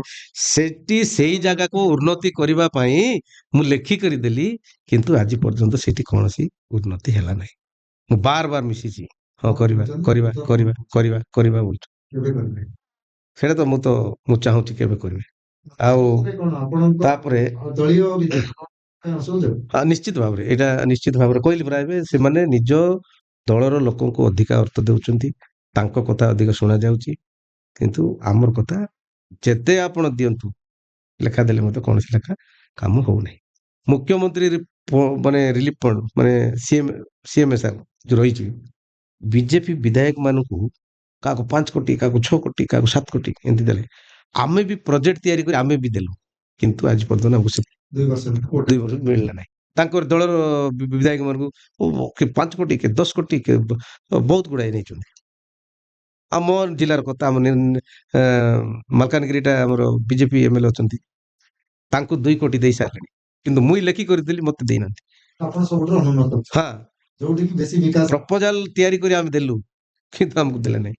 ତ ନିଶ୍ଚିତ ଭାବରେ ଜଣା ପଡୁଛି ଯେ ନିଜ ଦଳୀୟ ଏମଏଲଏ ମାନଙ୍କୁ ସେମାନେ ନିଶ୍ଚିତ ଭାବରେ ଅଧିକା ସହାୟତା ଦଉଛନ୍ତି। ଯଦି ଦେଖ ଟ୍ରେଣ୍ଡ ଚାଲିଛି, ଆଉ ସବୁ ରାଜନୈତିକ ଦଳଙ୍କର ଭୋଟ ବ୍ୟାଙ୍କ ହଉଛି ନିରୀହ ଆଦିବାସୀ। ନିରୀହ ଆଦିବାସୀଙ୍କୁ ଢାଲ କରି ସେମାନେ ତାଙ୍କର ଜୀବନ ଜୀବିକାକୁ ବହୁତ ଭଲ ଭାବରେ ମାର୍ଜିତ କରି ରାଜଧାନୀର ଚାକଚକ୍ୟ ଅଟ୍ଟାଳିକା ମାନ ତିଆରି କରୁଛନ୍ତି। ଯଦି ଦେଖିବା, ଅନେକ ରାଜ୍ୟ, ଆମର ପାର୍ଶ୍ୱବର୍ତ୍ତୀ ରାଜ୍ୟ ମାନଙ୍କର ମୁଖ୍ୟମନ୍ତ୍ରୀ ମଧ୍ୟ ଆଦିବାସୀ, ଆମ ରାଜ୍ୟର ମୁଖ୍ୟମନ୍ତ୍ରୀ ମଧ୍ୟ ଆଦିବାସୀ, ଏବଂ ଆମ ଦେଶର ରାଷ୍ଟ୍ରପତି ମଧ୍ୟ ଆଦିବାସୀ। ଏ ସବୁ ସତ୍ତ୍ୱେ ଯେତେବେଳେ ରାଜନୀତିରେ ସବୁ ମୁଖ୍ୟ ପୋଷ୍ଟ ମାନଙ୍କରେ ଆଦିବାସୀ ମାନଙ୍କୁ ରଖାଯାଇଛି, ଆଦିବାସୀ ମାନଙ୍କୁ ଅଧିଷ୍ଠିତ କରାଯାଇଛି, ତାପରେ ମଧ୍ୟ ଯଦି ଆଦିବାସୀ ଗାଁରେ ଏଇଭଳି ଭାବରେ ଅବସ୍ଥା, ଶୋଚନୀୟ ଅବସ୍ଥା ଜାରି ରହିବ, କୋଉଠି ନା କୋଉଠି ଭାରତବାସୀ ମଧ୍ୟ କ୍ଷମା କରିବେ ନାହିଁ। ପ୍ରକୃତରେ ଏଇ ଯୋଉ ଆଦିବାସୀ ଲିଡରସିପ କୁ ଡେଭଲପ କରିବାର ଯୋଉ ଧାରା ସ୍ୱାଧୀନତା ପରଠାରୁ ଚାଲି ଆସିଥିଲା, କଂଗ୍ରେସ କରୁଥିଲା, ଏବେ ବିଜେପି ମଧ୍ୟ କରୁଛି, ଜନତା ଦଳ ମଧ୍ୟ ସେଥିରେ ଭାଗିଦାରୀ ଥିଲା। କେବଳ କଣ ଏଇ ଆଦିବାସୀ ନେତା ମାନଙ୍କର ବିକାଶ ହଉଛି, ନା ଅଧିବାସୀ ମାନଙ୍କର ବିକାଶ ହଉଛି? ଖାଲି ଏଠି ଯୋଉ ଯେତେବେଳେ ସେମାନଙ୍କୁ ବଡ ବଡ ପୋଷ୍ଟରେ ଆମେ ବସେଇ ଦଉଛେ, ଆଉ ଆମେ ଦେଖଉଛେ ଯେ ଦେଖ ଆମେ ଆଦିବାସୀ ମାନଙ୍କର ଉନ୍ନତି କଲୁ, ପ୍ରକୃତ ଚିତ୍ର ଯଦି ଦେଖିବା, ଗାଁର ଚିତ୍ର ସମାନ ଅଛି ନା ଭିନ୍ନ ଅଛି? ଦେଖନ୍ତୁ, ସବୁ ଦଳ ଆଦିବାସୀ ମାନଙ୍କର ନାଁରେ ଭୋଟ ନେଉଛନ୍ତି। ଭୋଟ ନେଇଗଲା ପରେ ଆଦିବାସୀ ମାନଙ୍କୁ ଆଉ ପଚାରୁନାହାନ୍ତି, ଯେତେବେଳେ ଯେତେବେଳେ କି ଆମ କଂଗ୍ରେସ ସରକାର ଥିଲା ସେତେବେଳେ ଆଦିବାସୀ ମାନଙ୍କ ପ୍ରତି ବହୁତ କାମ କରୁଛନ୍ତି ଆପଣ ଦେଖିଥିବେ। ଆଇଟିଡିଏ ମାନଙ୍କର ଉନ୍ନତି ମାନେ ଆଦିବାସୀ ମାନଙ୍କର ଉନ୍ନତି ପାଇଁ ଆଇଟିଡିଏ ଗଠନ କରିଥିଲେ ଆଦିବାସୀର ବିକାଶ ପାଇଁ। ଏସି ଏସଟି ସ୍କୁଲ ଗୁଡାକ ଗଠନ ହେଲା। ତାପରେ ଆଦିବାସୀ ପିଲାମାନଙ୍କର ପଢିବା ପାଇଁ ସେଇଟା ଇଏ ହେଲା। ଆଦିବାସୀ ମାନଙ୍କ ପାଇଁ ଜମି ପଟ୍ଟା ତିଆରି ହେଲା, ଜମି ପଟ୍ଟା ଦିଆଗଲା, ବିଭିନ୍ନ ପ୍ରକାର ସ୍କିମ୍ କରିଥିଲା ଆଦିବାସୀ ମାନଙ୍କ ପାଇଁ। କିନ୍ତୁ ସେଇ ତୁଳନାରେ ଅନ୍ୟ ଦଳମାନେ କେବଳ ଆଦିବାସୀଙ୍କୁ ଗୋଟେ ଭୋକରା ବନାଇ ଦର୍ପଣ ଦେଖାଇ ଆମେ ଆଦିବାସୀ ନାଁରେ ଭୋଟ ନେଇକରି ଆଦିବାସୀ କାହାକୁ ସେମାନଙ୍କର ଉନ୍ନତି କଥା ଚିନ୍ତା କରୁନାହାନ୍ତି। ବୁଝିଲେ? ଯଦି ଦେଖିବା ଏବେ ରାଷ୍ଟ୍ରପତି ବି ଆଦିବାସୀ ଅଧ୍ୟୁଷିତ ଅଞ୍ଚଳର ଆସିଛନ୍ତି, ତାଙ୍କ ପିଲାଦିନ ବି ଆଦିବାସୀ ଅଞ୍ଚଳରେ ପଡେ। ମୁଖ୍ୟମନ୍ତ୍ରୀଙ୍କର ମଧ୍ୟ ପିଲାଦିନ ଆଦିବାସୀ ପଡେ। ଏବଂ ଆପଣଙ୍କର ଯୋଉ ଜନପ୍ରତିନିଧି ଅଛନ୍ତି ତ ଅଧିକାଂଶ ମଧ୍ୟ ଆଦିବାସୀ ଅଞ୍ଚଳରୁ ଆସିଛନ୍ତି, ଆଉ ସେମାନଙ୍କର ଗାଁରେ ସେଇଭଳି ଅନୁନ୍ନତ ଅଞ୍ଚଳ ଥିବ, ପିଲାଦିନରୁ ଅନୁନ୍ନତ ଅଞ୍ଚଳରେ କଟିଥିବ। ସେମାନେ କଣ ଭୁଲି ଯାଉଛନ୍ତି ଭୁବନେଶ୍ୱରକୁ ଦେଖିଲା ପରେ ପ୍ରକୃତରେ ତାଙ୍କ ଗାଁର ସ୍ଥିତି କଣ ବଦଳିଛି କଣ ନାହିଁ ତା ବିଷୟରେ ସେମାନେ ନିଷ୍ପେକ୍ଷ ତଦନ୍ତ କରୁନାହାନ୍ତି କି? ଏମାନେ କରିବା କଥା କିନ୍ତୁ ମତେ ତ ମନେ ହଉଛି ମାନେ ଭୁଲି ଯାଉଛନ୍ତି ସେସବୁ। ଏବେ ଦେଖନ୍ତୁ ନାଇଁ ଶୁଣନ୍ତୁ, ଆମର ଆଦିବାସୀ ଲୋକଙ୍କର ଉନ୍ନତି ହଉ, ଆଦିବାସୀ ଲୋକଙ୍କର ବିକାଶ ହଉ, ଆଦିବାସୀ ମାନେ ଆଗକୁ ଯାଆନ୍ତୁ, ଏ କଥା ଚିନ୍ତା କରି ଆମ ମୁଖ୍ୟମନ୍ତ୍ରୀ ହଉଛନ୍ତି ଆଦିବାସୀ ଲୋକ, ଯିଏକି ଭାରତର ସର୍ବଶ୍ରେଷ୍ଠ ନାଗରିକ। ସେ ହଉଛନ୍ତି ଆଦିବାସୀ ପୁଣି ମହିଳା। ଯଦି ଉଚ୍ଚ ପଦରେ ରହିଛନ୍ତି ସେମାନେ ଆଦିବାସୀ ମାନଙ୍କର କଥା କେତେ ଚିନ୍ତା କରୁଛନ୍ତି? ଚିନ୍ତା କରୁଛନ୍ତି ନା ତାଙ୍କର ଦଳୀୟ ରିମୋଟରେ ମାନେ ପରିଚାଳିତ ହଉଛନ୍ତି? ଏଇଟା ଦେଖିବାକୁ ପଡିବ। ଆପଣ ନିଜେ ଦେଖିଥିବେ, ଜାଣିଥିବେ। ଆଚ୍ଛା, ଯଦି ମାନ୍ୟବର ମୁଖ୍ୟମନ୍ତ୍ରୀ ଆମର ଆଦିବାସୀ ଲୋକ, ଆଜି ଆଦିବାସୀ ମାନଙ୍କ ଉପରେ ଅନେକ ଅନ୍ୟାୟ ଅତ୍ୟାଚାର ହଉଛି, ତ ସିଜିମାଳି କଥା କୁହନ୍ତୁ କି ଅନ୍ୟ ଯୋଉ ଘଟଣା ହଉଛି, ସିଜିମାଳିରେ ତ ଆଦିବାସୀ ମାନଙ୍କୁ ନିର୍ମମ ଭାବରେ ମାରି ଗୋଟେ ପ୍ରେଗନେଣ୍ଟ ଯୋଉ ଗର୍ଭବତୀ ମହିଳାଙ୍କୁ ମଧ୍ୟ ମାରିକରି ଜେଲ ପୁରେଇ ଦେଲେ। ଯଦି ଆଦିବାସୀ ମୁଖ୍ୟମନ୍ତ୍ରୀ, ଆଦିବାସୀ ମାନଙ୍କର କଥା ବୁଝିବା ପାଇଁ ମୁଖ୍ୟମନ୍ତ୍ରୀ ତିଆରି କରାଗଲା, ଆଦିବାସୀ ମାନଙ୍କର ବିକାଶ ପାଇଁ ଗୋଟେ ଆଦିବାସୀ ମୁଖ୍ୟମନ୍ତ୍ରୀ ତିଆରି ହେଲା, ଆଦିବାସୀ ମାନଙ୍କୁ ଆଗକୁ ନେବା ପାଇଁ ଆଦିବାସୀ ମୁଖ୍ୟମନ୍ତ୍ରୀ ତିଆରି ହେଲା, ଯଦି ଆଦିବାସୀ ମାନଙ୍କ ଉପରେ ଏତେ ଯୋଉ ଅତ୍ୟାଚାର ହଉଛି, ମାନେ ଶୋଷଣର ଶିକାର ହଉଛନ୍ତି, ତାହେଲେ ଏଡେ ବଡ ପଦବୀରେ ବସି, ସର୍ବଶ୍ରେଷ୍ଠ ପଦବୀରେ ବସି ଯଦି ଆଦିବାସୀ ମାନଙ୍କର କଥା ଯଦି ଚିନ୍ତା କରନ୍ତି ନାହିଁ, ତାହେଲେ କେତେବେଳେ ଯାଇକରି ଆଦିବାସୀ ମାନଙ୍କର ବିକାଶ ହବ? ନିଶ୍ଚିତ ଭାବରେ ଆମେ ମଧ୍ୟ ସମାନ ଭାବରେ ଅନୁତପ୍ତ। ମୁଁ ମଧ୍ୟ ଅନେକ ଆଦିବାସୀ ଗାଁକୁ ବୁଲିଛି, ଯାଇଛି ଏବଂ ତାଙ୍କୁ ଯେତେବେଳେ ଦେଖେ ଆଉ ଏଇ ସହରୀ ସଭ୍ୟତାକୁ ଦେଖେ, ତାଙ୍କ ଭିତରେ ଯୋଉ ପାତର ଅନ୍ତର ଅଛି ତାକୁ କେବଳ ସେଇ ଲିଡରସିପ ହିଁ ସମ୍ପୂର୍ଣ୍ଣ ଭାବେ ଖତମ କରିପାରିବ, ଯାହା ମନରେ ଆବେଗ ଥିବ, ଯାହା ମନରେ ଇଚ୍ଛା ଥିବ ଯେ ପ୍ରକୃତରେ ମୁଁ ଲୋକମାନଙ୍କର ସମାଜର କାମ କରିବା ପାଇଁ ଆସିଛି। ମତେ ଲାଗୁଛି କୋଉଠି ନା କୋଉଠି ଭାରତ ବର୍ଷରେ ସେଇଟା ଏପର୍ଯ୍ୟନ୍ତ ସମ୍ଭବ ହୋଇପାରି। ଆପଣଙ୍କ ଅଞ୍ଚଳରେ ଆପଣଙ୍କର ପାଠ ପଢା ଯେତେବେଳେ ଆରମ୍ଭ ହେଇଥିଲା, ଆପଣ ଯେଉଁଭଳି ଭାବରେ ଶିକ୍ଷାର ସୁବିଧା ପାଇଥିଲେ, ସ୍ୱାସ୍ଥ୍ୟର ସୁବିଧା ପାଇଥିଲେ, ଆଉ ଅନେକ ଆନୁଷଙ୍ଗିକର ସୁବିଧା ପାଇଥିଲେ, ଏବେ ଆପଣ ବିଧାୟକ ହେଲା ପରେ ଆପଣ ଛୋଟବେଳେ ଯୋଉ ଭଳିଆ ଇଚ୍ଛା କରୁଥିଲେ, ଆପଣ ଯେମିତି କହିଲେ ଯେ ଅଷ୍ଟମ କ୍ଲାସରେ ଭୁବନେଶ୍ୱରକୁ ଦେଖିକି ଆପଣ ଭୁବନେଶ୍ୱର କଥାର ଗୋଟେ ପରିକଳ୍ପନା ଆପଣଙ୍କ ଅଞ୍ଚଳ ମଧ୍ୟ ଆସିଥିଲା, ଆପଣ କିଛି ଲକ୍ଷ୍ୟ ରଖିଛନ୍ତି ସେଭଳି କିଛି ଉନ୍ନତି କରିବା ପାଇଁ ଆପଣଙ୍କ ଅଞ୍ଚଳର? ସେଥିପାଇଁ କାର୍ଯ୍ୟରତ ଅଛନ୍ତି? ହଁ, ନିଶ୍ଚିତ ଭାବରେ ଆମେ ଲକ୍ଷ୍ୟ ରଖୁଛୁ ଯେ ଯୋଉ ବଡ ବଡ ସହର ଭୁବନେଶ୍ୱର ହଉ, କଟକ, ଭୁବନେଶ୍ୱର, ବ୍ରହ୍ମପୁର, ଏଭଳି ଯୋଉଭଳି ଭାବରେ ଦ୍ରୁତ ଗତିରେ ସେଠି ଡେଭଲପ ହେଇକି ଯାଉଛି, ଅଧିକ ଖର୍ଚ୍ଚ ହଉଛି, ଅଧିକ ସରକାରୀ ଅର୍ଥ ଏଇ ଅଞ୍ଚଳ ମାନଙ୍କରେ ଖର୍ଚ୍ଚ ହଉଛି। ଆଉ ସେଭଳି ଭାବରେ ଆମର ଅବିଭକ୍ତ କୋରାପୁଟ ଜିଲ୍ଲା ବା ଆମର ମାଲକାନଗିରି ଜିଲ୍ଲା ମୋ ଚିତ୍ରକୋଣ୍ଡା ନିର୍ବାଚନ ମଣ୍ଡଳୀରେ ମଧ୍ୟ ଏଭଳି ଭାବରେ ଉନ୍ନତି ହଉ, ଆମେ ସରକାର ସହିତ ବାର ବାର ଆଲୋଚନା କରୁଛୁ। ମୁଁ ତ ମୁଖ୍ୟମନ୍ତ୍ରୀ ପାଖରେ ବାରମ୍ବାର ଆଲୋଚନା କରୁଛି। ଗୋଟେ କମ୍ ସେ କମ୍ 2 ବର୍ଷ ଭିତରେ ଗୋଟେ 6-7 ଥର ଖଣ୍ଡେ ଯାଇକରି ବସିକି ତାଙ୍କ ନିଜ ଚେମ୍ବରରେ ବସିକି ମୁଁ କହିଛି, ସାର୍ ମୋ ନିର୍ବାଚନ ମଣ୍ଡଳୀ ଏଇଭଳି ଅଛି, ଏଇଭଳି ସ୍ଥିତି, ଏଇଭଳି ପରିସ୍ଥିତି ଅଛି, ଏମିତି ଅଛି, ସାର୍ ସେଠି ଆପଣଙ୍କର ନଜର ହଉ, ସାର୍ ଆପଣ ଟିକେ ଦୃଷ୍ଟି ଆକର୍ଷଣ କରନ୍ତୁ, ବାର ବାର କହିଛି। କିନ୍ତୁ ଏପଟେ ଆମେ ଯେତିକି ବି ଆପ୍ଲିକେସନ ବା ଲେଟର ପ୍ୟାଡରେ ଆମେ ଯୋଉ ଲେଖିକରି ଦେଉଛୁ, ସେସବୁ ଆଉ କାର୍ଯ୍ୟ ହଉ ନାହିଁ। ଗୋଟେ ବି କାମ ଆପଣଙ୍କର ହେଇନି? ନାଇଁ, କୋଉଟା ବି ମୁଁ ତ ଯେତିକି ଦେଇଛି କୋଉଟା ବି ହେଇନାହିଁ। ଅନେକ ଗୁଡାଏ ଦେଇଥିଲି, ଆମେ ବାର ବାର କହିଲା ସତ୍ୟ ହଉନାହିଁ ବୋଲେ ସେଠି ଆମେ କଣ କହିବୁ, ଆହୁରି କାହାକୁ ଜଣାଇବୁ? ଯେମିତିକି ଗୋଟେ ସମସ୍ୟା ଥିଲା ନକ୍ସଲ ସମସ୍ୟା ଆପଣଙ୍କ ଅଞ୍ଚଳ ପାଇଁ ଯୋଉଟା କି ବିକାଶର ବାଧକ ଥିଲା। ଆପଣ ପିଲାଦିନ ମଧ୍ୟ ନକ୍ସଲ ମାନଙ୍କ ସମସ୍ୟା ସହିତ କଟିଥିବ। ଏବେ ନକ୍ସଲ ମୁକ୍ତ ଭାରତ ବୋଲି ଆମର ଗୃହମନ୍ତ୍ରୀ ଘୋଷଣା କଲେ। ଏବେ କଣ ଆଶା ରଖୁଛନ୍ତି ନକ୍ସଲ ମୁକ୍ତ ନକ୍ସଲ ମାନେ ବିକାଶରେ ବାଧକ ଥିଲେ ଆଉ ଏଇ ସରକାରଙ୍କର ଘୋଷଣା ପରେ ଆପଣଙ୍କ ଅଞ୍ଚଳ ମଧ୍ୟ ଏ ସହରାଞ୍ଚଳ ଭଳି ଦ୍ରୁତ ବିକାଶରେ ଆଗେଇ ଚାଲିବ ଆଦିବାସୀ ପିଲା ଏ ଯୋଉ ବିକାଶର ଆଲୋକକୁ ପୁରା ଅନୁଭବ କରିପାରିବ ବୋଲି ଆପଣ ଭାବୁଛନ୍ତି ଆପଣ ସେ କଥାରେ କଣ? ନାଇଁ, ସେମାନେ ଯେତେବେଳେ ବି ଥିଲେ ବିକାଶକୁ କେବେ ବିରୋଧ କରୁନଥିଲେ। ସେମାନେ ବି ଚାହୁଁଥିଲେ ଲୋକଙ୍କର ବିକାଶ ହଉ।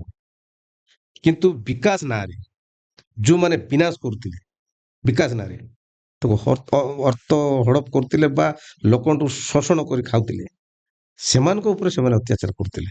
ଆଉ ସାଧାରଣ ଜନତା କି ସାଧାରଣ ଲୋକଙ୍କ ଉପରେ ଇଏ ନଥିଲେ। ଲୋକ ତ ଆଜି ବି ପଚାରନ୍ତୁ, ଲୋକଙ୍କୁ ପଚାରିଲେ କହିବେ ଯେ ସେମାନେ ଥିଲେ ଭଲ ଭଲ ଥିଲା ନା ଗଲା ପରେ ଗଲା ପରେ ଭଲ ଅଛି। ସେମାନେ ଏବେ ବି କହିବେ ଯେ ସେମାନେ ଥିଲେ ଭଲ ଥିଲେ ବୋଲି କହିବେ। କାହିଁକି? ଏବେ ଅଧିକ ଦୁର୍ନୀତି ଚାଲୁଛି। ଦୁର୍ନୀତିର ଦୁର୍ନୀତିର ପୁରା କଣ୍ଟା ଥିଲେ ଚର୍ମ ମାନେ ଚରମ ସୀମାରେ ପହଞ୍ଚିଲାଣି। ଶୋଷଣ ଉପରେ ଶୋଷଣ, ଦୁର୍ନୀତି ଉପରେ ଦୁର୍ନୀତି ହଉଛି। ସେମାନେ ଦୁର୍ନୀତିକୁ ନିପାତ କରିବା ପାଇଁ ସେମାନେ ଥିଲେ। ଆମ ଅଞ୍ଚଳରେ ଥିଲେ। ଆମେ ଅନେକ ଥର ମୁଁ ବି ତାଙ୍କ ସହିତ ତେଣୁ ଆପଣ ଯୋଗାଯୋଗ କରିଛି। ଲୋକମାନଙ୍କର ପ୍ରତିନିଧି ଆଉ ଏବେ ଯେହେତୁ ଜନସାଧାରଣଙ୍କ ସହିତ ସମ୍ପୃକ୍ତ ହେଇଥିଲେ କୋଉଠି ନା କୋଉଠି ସେମାନଙ୍କ ସହିତ ମଧ୍ୟ ଦେଖା ସାକ୍ଷାତ ହେଇଯାଉଥିବ। ବେଳେ ବେଳେ ଆପଣ ଯଦି କୌଣସି ବିକାଶ ବିରୋଧୀ କାର୍ଯ୍ୟ କରୁଥିବେ ସେଥିପାଇଁ ମଧ୍ୟ ତାଗିଦ ହେଇଥିବେ। ହୁଁ ଆଉ ଯଦି କିମ୍ବା ବିକାଶ କାର୍ଯ୍ୟ କରୁଥିଲେ ଯୋଉ ସରକାରଙ୍କ ଭାଷାରେ ତାହେଲେ ଆପଣଙ୍କୁ ମଧ୍ୟ ତାଗିଦ କରାଯାଇଥିବ ଯେ ତୁ କାହିଁକି ବିକାଶ କରୁଛୁ। ପ୍ରକୃତରେ ଆପଣଙ୍କର ଅନୁଭବ ସେମାନଙ୍କ ସହିତ ଯୋଉ ଲୋକ ପ୍ରତିନିଧି ହିସାବରେ କଣ ରହିଛି? ନାଇଁ ନାଇଁ, କହିଲେ ପରା ସେମାନେ କେବେ ବିକାଶକୁ କେବେ ବିରୋଧ କରୁନଥିଲେ। ବିକାଶକୁ ଚାହୁଁଥିଲେ ସେମାନେ। କିନ୍ତୁ ବିକାଶ ନାଁରେ ଯୋଉମାନେ ବିନାଶ କରୁଛନ୍ତି ବା ତାକୁ ଶୋଷଣ କରି ଖାଉଛନ୍ତି, ସେମାନଙ୍କ ଉପରେ ସେମାନେ ଇଏ କରୁଥିଲେ ଏଟା। ମତେ ସେମିତି କିଛି ବି ଯେତେବେଳେ ବି ଆମେ ସରପଞ୍ଚ ଥିଲୁ ସେମିତି କିଛି ନିର୍ଦ୍ଦେଶ ଆସିନାହିଁ କି ଆମକୁ ସେମିତି କିଛି କହିନାହାନ୍ତି। ମୁଁ ବି ଅନେକ ଥର ତାଙ୍କ ସହିତ ବି ମିଶିଛି, ସେତେବେଳଠୁ ମିଶିଥିଲୁ। ଆଉ ସେମାନେ ସବୁବେଳେ ବିକାଶ କରିବାକୁ ହିଁ ଚାହୁଁଥିଲେ। ଆଉ ବର୍ତ୍ତମାନ ଆପଣ ଦେଖିଥିବେ ଏବେ ଆଜି ଏଠି ସରକାରୀ କର୍ମଚାରୀ ମାନେ ଯୋଉ ରହିଛନ୍ତି ଯୋଉଭଳି ଭାବରେ ହରିଲୁଟ କରୁଛନ୍ତି, ଆଜ୍ଞା ହରିଲୁଟ କରୁଛନ୍ତି। କିନ୍ତୁ ସେତେବେଳେ ଟିକେ ଡରୁଥିଲେ ଅଫିସର ମାନେ। ନାଇଁ, ନକ୍ସଲାଇଟ ପରେ ଡରୁଥିଲେ। ଏତେଟା ଦୁର୍ନୀତି ହଉନଥିଲା ଆମ ମାଲକାନଗିରି ଜିଲ୍ଲା କଥା କହୁଛି। ଏବେ ଏବେ ପୁରା ମାନେ ସରକାରୀ ଟଙ୍କାକୁ ପୁରା ଆତ୍ମସାତ କରିଦଉଛନ୍ତି। ରୋଡ ରାସ୍ତା କଥା କୁହନ୍ତୁ, ବିଭିନ୍ନ ବିଭିନ୍ନ ପ୍ରକାର ଉନ୍ନତିମୂଳକ କାମ କଥା କୁହନ୍ତୁ, ସରକାରୀ ବେସରକାରୀ ଯନ୍ତ୍ରୀ ତନ୍ତ୍ରୀ ମନ୍ତ୍ରୀ ସବୁ ଖାଉଛନ୍ତି, ସବୁ ଶୋଷଣ କରି ଲୁଟି ଦଉଛନ୍ତି। ସେଇ ସମୟରେ ଭୟ ଥିଲା, ଲୋକଙ୍କର ଭୟ ଥିଲା, କାମ ଠିକ ହଉଥିଲା। ଏବେ ଗୋଟେ କାମ କରିବେ ସେଠି ଯେଇ ଖାଇବ ଏଇ ଖାଇବ, ସରକାରୀ କର୍ମଚାରୀ ଭାଗ ବଣ୍ଟା କରିନେଲେ। ଗୋଟେ କଣ୍ଟ୍ରାକ୍ଟର ଯଦି କାମ କରିଥିବ, ମୁଁ ଏବେ ଗୋଟେ ଧରିଥିଲି ଗୋଟେ କାମ, ତାକୁ ତ ବିଜିନେସକୁ ଲେଖିଦେଇଛି, ବିଜିନେସକୁ ଲେଖିଦେଇଛି। ଆଉ ଆଜି କାମ ହେଇଛି, କାଲି କାମ ହେଇଛି, ଆମେ ଆଜି ଗସ୍ତ କଲୁ, ସେଇଠି ଗୋଡ ମାରିଲେ ଏମିତି ଉଠି ଯାଉଛି। ବିଲ୍ଡିଂ ଯେତିକି ଦିନ ଯିବା କଥା ତିଆରି କଲା ପରେ ଯେତିକି ଦିନ ତାର ଲାଷ୍ଟିଂ କରିବା କଥା, ବର୍ଷେ 2 ବର୍ଷ ଭିତରେ ଫାଟି ଯାଉଛି। ଏଭଳି ଭାବରେ ପୁରା ସରକାରୀ ଟଙ୍କାକୁ ମାନେ ହଡପ କରିବାକୁ ବସିଛନ୍ତି। ଆପଣଙ୍କ ନିର୍ବାଚନ ମଣ୍ଡଳୀ ବିଚ୍ଛିନ୍ନାଞ୍ଚଳ ବି ଥିଲା। ଏବେ ଗୁରୁପ୍ରିୟା ସେତୁ କାରଣରୁ ସେମାନଙ୍କ ସହିତ ଘନିଷ୍ଠ ହେଇଗଲେ। ଯେତେବେଳେ ରାଜନୈତିକ ପ୍ରଚାର ପ୍ରସାର କରୁଥିବେ, ଏବେ ବି ଯେତେବେଳେ ଆପଣ ନିର୍ବାଚନ ମଣ୍ଡଳୀ ଗସ୍ତ କରୁଥିବେ, ଏ ବିଚ୍ଛିନ୍ନାଞ୍ଚଳ ବୁଲିବାରେ ବହୁତ ସମୟ ଲାଗିଯାଉଥିବ। ଆପଣଙ୍କର ତ ବହୁତ ବଡ ନିର୍ବାଚନ ମଣ୍ଡଳୀ ଯେହେତୁ ଆପଣଙ୍କର ଜଙ୍ଗଲ ଦ୍ୱାରା ପରିବେଷ୍ଟିତ। ସେଠି କଣ କଣ ସମସ୍ୟାର ସାମ୍ନା କରନ୍ତି? କେବେ ବନ୍ୟଜନ୍ତୁ ମାନଙ୍କ ସାମ୍ନା କରିଛନ୍ତି? ହୁଁ, ଏବେ ଆମର ଦେଖ କହିଲି ତ, ଚିତ୍ରକୋଣା ନିର୍ବାଚନ ମଣ୍ଡଳୀଟା ପୁରା ଜଙ୍ଗଲ ଘଞ୍ଚ ମାନେ ଏ ମୁଣ୍ଡରୁ ସେ ମୁଣ୍ଡ ପୁରା 150 ପାଖାପାଖି 150 କିଲୋମିଟର ଡିଷ୍ଟାନ୍ସ ରେ ଆମର ଚିତ୍ରକୋଣା ନିର୍ବାଚନ ଘଟିତ ମଣ୍ଡଳୀଟା। ହେଲେ ଆମେ ମୁଁ ରାତି ଦିନ ବୁଲେ, ମାନେ ରାତିରେ କେବେ 10ଟା ରାତି 12ଟା ରାତି 11ଟା ରାତି ଏମିତି ଆସୁ। ଚିତ୍ରକୋଣାରୁ ଗୋଟେ ଥର ଫେରୁଥିଲି, ଫେରିବା ସମୟରେ ଆମ ଟେନେଲ କ୍ୟାମ୍ପ ବୋଲି ଗୋଟେ ଗାଁ ଅଛି, ସେଇ ପାଖାପାଖି ଘଞ୍ଚ ଜଙ୍ଗଲ ଭିତରେ ଆସୁଛୁ, ବଡ ମହାବଳ ଭାଗ ଗୋଟେ ଦେଖା ହେଲା। ଏପଟରୁ ଏପଟ ରାସ୍ତା କ୍ରସ୍ କଲା, କିଛି କଲେ ନାହିଁ ମାତ୍ର। ତାପରେ ଆମେ ଦେଖି ଗାଡି ଟିକେ ରଖିଦେଲୁ, ବହୁତ ଦୂରକୁ ଦେଖିଲୁ, ଲାଇଟ୍ ବକ୍ସ ରଖିଦେଲୁ। ତାପରେ ସେ ଧୀରେ ପାସ୍ କଲା, ତାପରେ ପଳେଇ ଆସିଲୁ। ଅନେକ ଜାଗାରେ ଭାଲୁ କେତେ ଜାଗାରେ ଭେଟେଇଛି, କେତେ ଜାଗାରେ ବାଘ ଭେଟେଇଛୁ, ବିଭିନ୍ନ ପ୍ରକାର ବନ୍ୟଜନ୍ତୁ ମଧ୍ୟ ଆମେ ଭେଟୁଛୁ। ସାପ, କେତେ ସାପ ଦେଖିଛୁ, କେତେ କଣ। କିନ୍ତୁ କ୍ଷତିକାରକ ନାଇଁ ନାଇଁ, ଯେତେବେଳେ ଆମେ ତାଙ୍କର ଜାଗାକୁ ଆମ ନିଜ ଅଧିକାରକୁ ନଉଛେ ନିହାତି କୋଉଠି ନା କୋଉଠି ସେମାନଙ୍କର ମଧ୍ୟ ଯୋଗ ରହିବ, ସେମାନେ ବି କେତେବେଳେ କାହାକୁ ଅତର୍କିତ ଆକ୍ରମଣ କରିପାରନ୍ତି, ହୁଁ ଅନ୍ୟଥା ସେମାନେ ନାଇଁ ନାଇଁ ନାଇଁ ସେମିତି କ୍ଷତି କରନ୍ତି ନାହିଁ। ଆପଣଙ୍କ ସହିତ ଅନ୍ୟ ଅନେକ ଘଟଣା ଘଟିଛି, ଆମେ ବ୍ୟକ୍ତିଗତ ଜୀବନକୁ ଆପଣ କରିବା। ଆପଣଙ୍କର ପାଠ ପଢା ସମ୍ପୂର୍ଣ୍ଣ ଭାବେ ଚିତ୍ରକୁଣ୍ଡାରେ ଘଟିଛି। ହୁଁ କୋଉ ମାଲକାନଗିରି ପାଠ ପଢିଛନ୍ତି ଆପଣ? ମୁଁ +2 ପଢିକି ଛାଡ଼ିଦେଲି ଆଉ। କାଇଁ ପଢିଲେନି? ଆଉ ସେତେବେଳକୁ ଯେତେବେଳେ ମୁଁ ଛୋଟ ଥିଲି ସେଇ ସମୟରେ ଆମ ବାପା ମରିଗଲେ। କେତେ ଭାଇ ଭଉଣୀ? ମୋ 10th ପଢିଲା ବେଳେ ଆମ ବାପା ମରିଗଲେ। +2 ବି ମୁଁ ପରୀକ୍ଷା ଦେଇନାହିଁ। କେତେ ଭାଇ 10th ଭଉଣୀ? ପଢିକରି ରହିଗଲି। ହଁ, ଆମେ 4 ଭାଇ ଭଉଣୀ। ସମସ୍ତେ ପଢନ୍ତି। ହଁ, ସବୁ 3 ଭଉଣୀ, ସବୁ ବଡ଼ ଭଉଣୀ, ତାପରେ ଆଉ ଗୋଟେ ଭଉଣୀ, ତାପରେ ଭାଇ, ତାପରେ ମୁଁ ଆଉ। 2 ଭାଇ 2 ଭଉଣୀ। ରାଇଟ। ହୁଁ ଆଉ ଆମେ ଶୁଣିଛୁ ଆପଣଙ୍କ ଧର୍ମପତ୍ନୀ ଜଣେ TRW କର୍ମଚାରୀ, ହଁ ଆଉ ରୋଷେଇ ଅଛି। ରୋଷେଇଆ କର୍ମ ସମ୍ପାଦନ କରୁଛନ୍ତି ନା ଆପଣ ବିଧାୟକ ହେଲା ପରେ ସେ ଛାଡି ଦେଇଛି? ନାଇଁ ନାଇଁ ଛାଡ଼ିନାହାନ୍ତି, କରୁଛନ୍ତି। ଏଇ ଆଜିକାଲି ଯଦି ଆମେ ବିଧାୟକ ମାନଙ୍କୁ ଦେଖିବା, ତାଙ୍କର ପତ୍ନୀ ମାନେ, ତାଙ୍କର ପିଲାମାନେ ସବୁ ପୁରା ତାଙ୍କର ବ୍ୟକ୍ତିଗତ ଜୀବନକୁ ଦେଖିଲେ କୋଉଠି ନା କୋଉଠି ଅସାମଞ୍ଜସ୍ୟ ଭଳିଆ ଆପଣଙ୍କୁ ଲାଗେ। କିନ୍ତୁ ଶୁଣନ୍ତୁ, ଲୋକ ସେବା କରିବାଟା ଯେକୌଣସି ସୂତ୍ରରେ ଲୋକ ସେବା କରିବା, ଯଦି ସେ ଆଜି ମାନେ ଯୋଉ ପରିସ୍ଥିତି ବେଳେ ତାକୁ ଚାକିରି ଖଣ୍ଡେ ମିଳିଥିଲା, ଆଜି ପରିସ୍ଥିତି ବଦଳିଗଲା ବୋଲି ତାକୁ ଆମେ ଲାତ ମାରିଦେବା କି? ନାଇଁ, ସେଥିପାଇଁ ମୁଁ ବିଧାୟକ ହେଲେ ସୁଦ୍ଧା ସେ କାମ କରୁଛି। ପିଲାପିଲି? ଦି ପୁଅ ଗୋଟେ ଝିଅ ଗୋଟେ। କୋଉ କ୍ଲାସ ପଢୁଛନ୍ତି? ପୁଅ ଏ ବର୍ଷ +2 ସେକେଣ୍ଡ ଇୟର ହେଲା। ଝିଅ ଝିଅ 4 ପଢୁଛି। କୋଉଠି? ଏ ବାଲିମେଳା। ବାଲିମେଳାରେ ପାଠ ହୁଁ ପଢୁଛନ୍ତି? ନବୋଦୟ? ନାଇଁ ନାଇଁ ନାଇଁ ଗଭର୍ଣ୍ଣମେଣ୍ଟ ସ୍କୁଲ? ନାଇଁ, ସେଟା ଅରବିନ୍ଦ ବୋଲି ଗୋଟେ ସ୍କୁଲ ଅଛି। ଅରବିନ୍ଦ ଶିକ୍ଷା। ଅରବିନ୍ଦ ଶିକ୍ଷା କେନ୍ଦ୍ର। ନିଶ୍ଚିତ ଭାବରେ ଆପଣଙ୍କର ଇଚ୍ଛା ଅଛି ପିଲାଙ୍କୁ ପାଠ ପଢେଇବା, ଭଲ ହେଲା ଫରେନ୍ ପଠେଇଦେବାର ଇଚ୍ଛା ଅଛି, କାରଣ ନା ହେଇଗଲେ ସମସ୍ତେ ତ ଫରେନ୍ ପଠେଇ ଦଉଛନ୍ତି ପିଲାଙ୍କୁ। ଆପଣ ମାନେ ଫରେନ୍ ଶୁଣନ୍ତୁ ଆମ ଦେଶର ଫରେନ୍ ଆଜି ପର୍ଯ୍ୟନ୍ତ ମୁଁ ଫରେନ୍ ଯାଇପାରି ନାହିଁ। ଫରେନ୍ କଣ ମୁଁ ଦେଖି ନାହିଁ। ଆଉ ପିଲା ଛୁଆ କେତେବେଳେ ପଠେଇବ? ନାଇଁ, ଯଦି ବିଧାୟକ ସାଂସଦ ମାନଙ୍କୁ ଦେଖିବେ, ଆପଣ ବ୍ୟୁରୋକ୍ରାଟ୍ସ ମାନଙ୍କୁ ଦେଖିବେ, ଆପଣଙ୍କ ଅଞ୍ଚଳର ବ୍ୟୁରୋକ୍ରାଟ୍ସ ମାନଙ୍କୁ ଦେଖିଥିବେ, ଆପଣ ବି ଅନେକ ବିଧାୟକ ସାଂସଦ ମାନଙ୍କ ସହିତ ମିଶୁଥିବେ। ତାଙ୍କ ପିଲାମାନେ କୋଉଠି ଇଂରାଜୀ ମିଡିୟମରେ ହୁଁ, ପାଠ ପଢିବା ଦରକାର, କୋଉଠି ପାଠ ପଢିବା ଦରକାର, ବିଦେଶରେ ଯାଇକି ବିଦେଶରେ। ପାଠ ପଢିବା ଦରକାର। ଆପଣ ମାନେ ଆମ ଦେଶର ନୀତି ନିର୍ଦ୍ଧାରଣ କରିବେ, ରାଜ୍ୟର ନୀତି ନିର୍ଦ୍ଧାରଣ କରିବେ। ଆପଣଙ୍କ ଅଞ୍ଚଳର ଅଧିବାସୀ ମାନଙ୍କର ପିଲାମାନେ କୋଉ ସ୍କୁଲରେ ପାଠ ପଢିବେ, କେମିତି ସେମାନଙ୍କର ଉନ୍ନତି ହବ, ତାଙ୍କ ମିଡ୍ ଡେ ମିଲ୍ କେମିତି ମିଳିବ, ସେ ବିଷୟରେ ଚିନ୍ତା କରିବେ। କିନ୍ତୁ ଆପଣ ସେଠି ପାଠ ପଢିବା, ଏଇଟାକୁ ଆପଣ କିଭଳି କଣ କହିବା ଆମର ବିଧାୟକ ବନ୍ଧୁ ମାନଙ୍କର କଥା କି MP ML ମାନଙ୍କର କଥା କଣ କହିବା? ଶୁଣନ୍ତୁ, ଅନେକ ଲୋକଙ୍କର ପୁଅ ଝିଅ ମାନେ ବାହାରେ ପଢୁଛନ୍ତି, କିନ୍ତୁ ଯଦି ଆମେ ଗୋଟେ ବିଧାୟକ ହେଲୁ, ଆମକୁ ଟଙ୍କା ଅଛି, ଆମେ ମନ୍ତ୍ରୀ ହେଇଗଲୁ, ଯଦି ବାହାରେ ଯଦି ପଠେଇବା, ତାହେଲେ ଏଠିକାର ଯୋଉ ଆପଣ କେମିତି ପଢା ବିକାଶ ପଢା କରିବେ ପଢା ଆପଣଙ୍କ ପଢା ଅଞ୍ଚଳରେ? ବିଷୟରେ ଆମେ କେମିତି ଜାଣିପାରିବା, କି ସ୍ଥିତି ବିଷୟରେ କେମିତି ଜାଣିପାରିବା? ମୋ ନିଜ ପିଲା ଯଦି ପଢୁଥିଲେ ସିନା ଜାଣି ହବ। ଏବେ ମତେ ବି ଅନେକ ଲୋକ କହିଲେ, ହଁ ତମେ ବିଧାୟକ ହେଇଗଲ, ଆଉ ପୁଅକୁ ଝିଅକୁ ଭୁବନେଶ୍ୱର ନେଇକରି ପଢା ବୋଲି କହିଲେ। ମୁଁ ମନା କଲି, ଯଦି ଆଜି ମୁଁ ସିନା ବିଧାୟକ ହେଇଗଲି ବୋଲି ମୋର ପିଲା ଯାଇକି ଭୁବନେଶ୍ୱର ପଢିବ। ତାହେଲେ ନିର୍ବାଚନ ମଣ୍ଡଳୀରେ ସମସ୍ତ ପିଲା ଯାଇକି ହଁ, ସବୁ ଦରକାର। ନିର୍ବାଚନ ମଣ୍ଡଳୀର ସବୁ ପିଲା ମୋର, ନାଇଁ କି? ଆଜ୍ଞା। ଆଚ୍ଛା, ସମସ୍ତଙ୍କର କଥା। ସେଇଭଳିଆ ସୋଚ ଯଦି ସମସ୍ତ ଲୋକ ପ୍ରତିନିଧି ମାନଙ୍କର ରୁହନ୍ତା, ହୁଁ ତାହେଲେ ଆପଣଙ୍କୁ ଲାଗୁଛି ଏ ବହି ବିଭ୍ରାଟ ହବା କିମ୍ବା ସରକାରୀ ସ୍କୁଲରେ ନିମ୍ନମାନର ଖାଦ୍ୟ ବଣ୍ଟନ ହବା, ହୁଁ ସ୍କୁଲରେ ପିଲାମାନଙ୍କ ଉପରେ କୋଉଠି କାନ୍ଥ ପଡିଯିବା, ଏସବୁ ଘଟଣା ଘଟନ୍ତା କି? ନାଇଁ, ଯଦି ସମସ୍ତଙ୍କର ଚିନ୍ତାଧାରା ଯଦି ଭାରତ ବର୍ଷରେ ନୀତି ନିର୍ଦ୍ଧାରଣ କରୁଥିବା ପ୍ରତ୍ୟେକ ହୁଁ ଜନସାଧାରଣ ହୁଁ ଆଉ ଭାରତ ବର୍ଷର ବିଧି ବ୍ୟବସ୍ଥାରେ ଥିବା ପ୍ରତ୍ୟେକ କର୍ମଚାରୀ ଯଦି ସମସ୍ତଙ୍କ ଯଦି ସେଇ ତାଙ୍କ ଦ୍ଵାରା ଅବସ୍ଥାପିତ, ତାଙ୍କ ଦ୍ଵାରା ସ୍ଥାପିତ ହୁଁ ଅନୁଷ୍ଠାନ ମାନଙ୍କରେ ଶିକ୍ଷା ଗ୍ରହଣ କରିବେ କିମ୍ବା ସ୍ୱାସ୍ଥ୍ୟ ସେବା ପାଇପାରିବେ, ତାହେଲେ ହୁଏତ ଭାରତ ବର୍ଷର ସ୍ଥିତି ମଧ୍ୟ ସୁଧୁରିଯିବ ବୋଲି ଆମର ଆଶା। ସୁଧୁରି ଯାଇଥାନ୍ତା। ନାଇଁ, ଦେଖନ୍ତୁ, ଏଇ କ୍ଷେତ୍ରରେ ମୁଁ ଯଦି ଚାହିଁଲେ ମୋ ପିଲାକୁ ଭୁବନେଶ୍ୱର ଆଣିଥାନ୍ତି, କି ମୋ ଝିଅକୁ ଆଣି ପଢେଇଥାନ୍ତି। ସ୍ତ୍ରୀକୁ ମଧ୍ୟ ଚାକିରିରୁ ବାହାର ହଁ, ଚାକିରିରୁ ବାହାର କରିଦେଇଥାନ୍ତି। କିନ୍ତୁ ସେ ରୋଷେଇଆରେ ଅଛି, ଏବେ ଯାକ ରୋଷେଇଆରେ ଅଛି, TRW।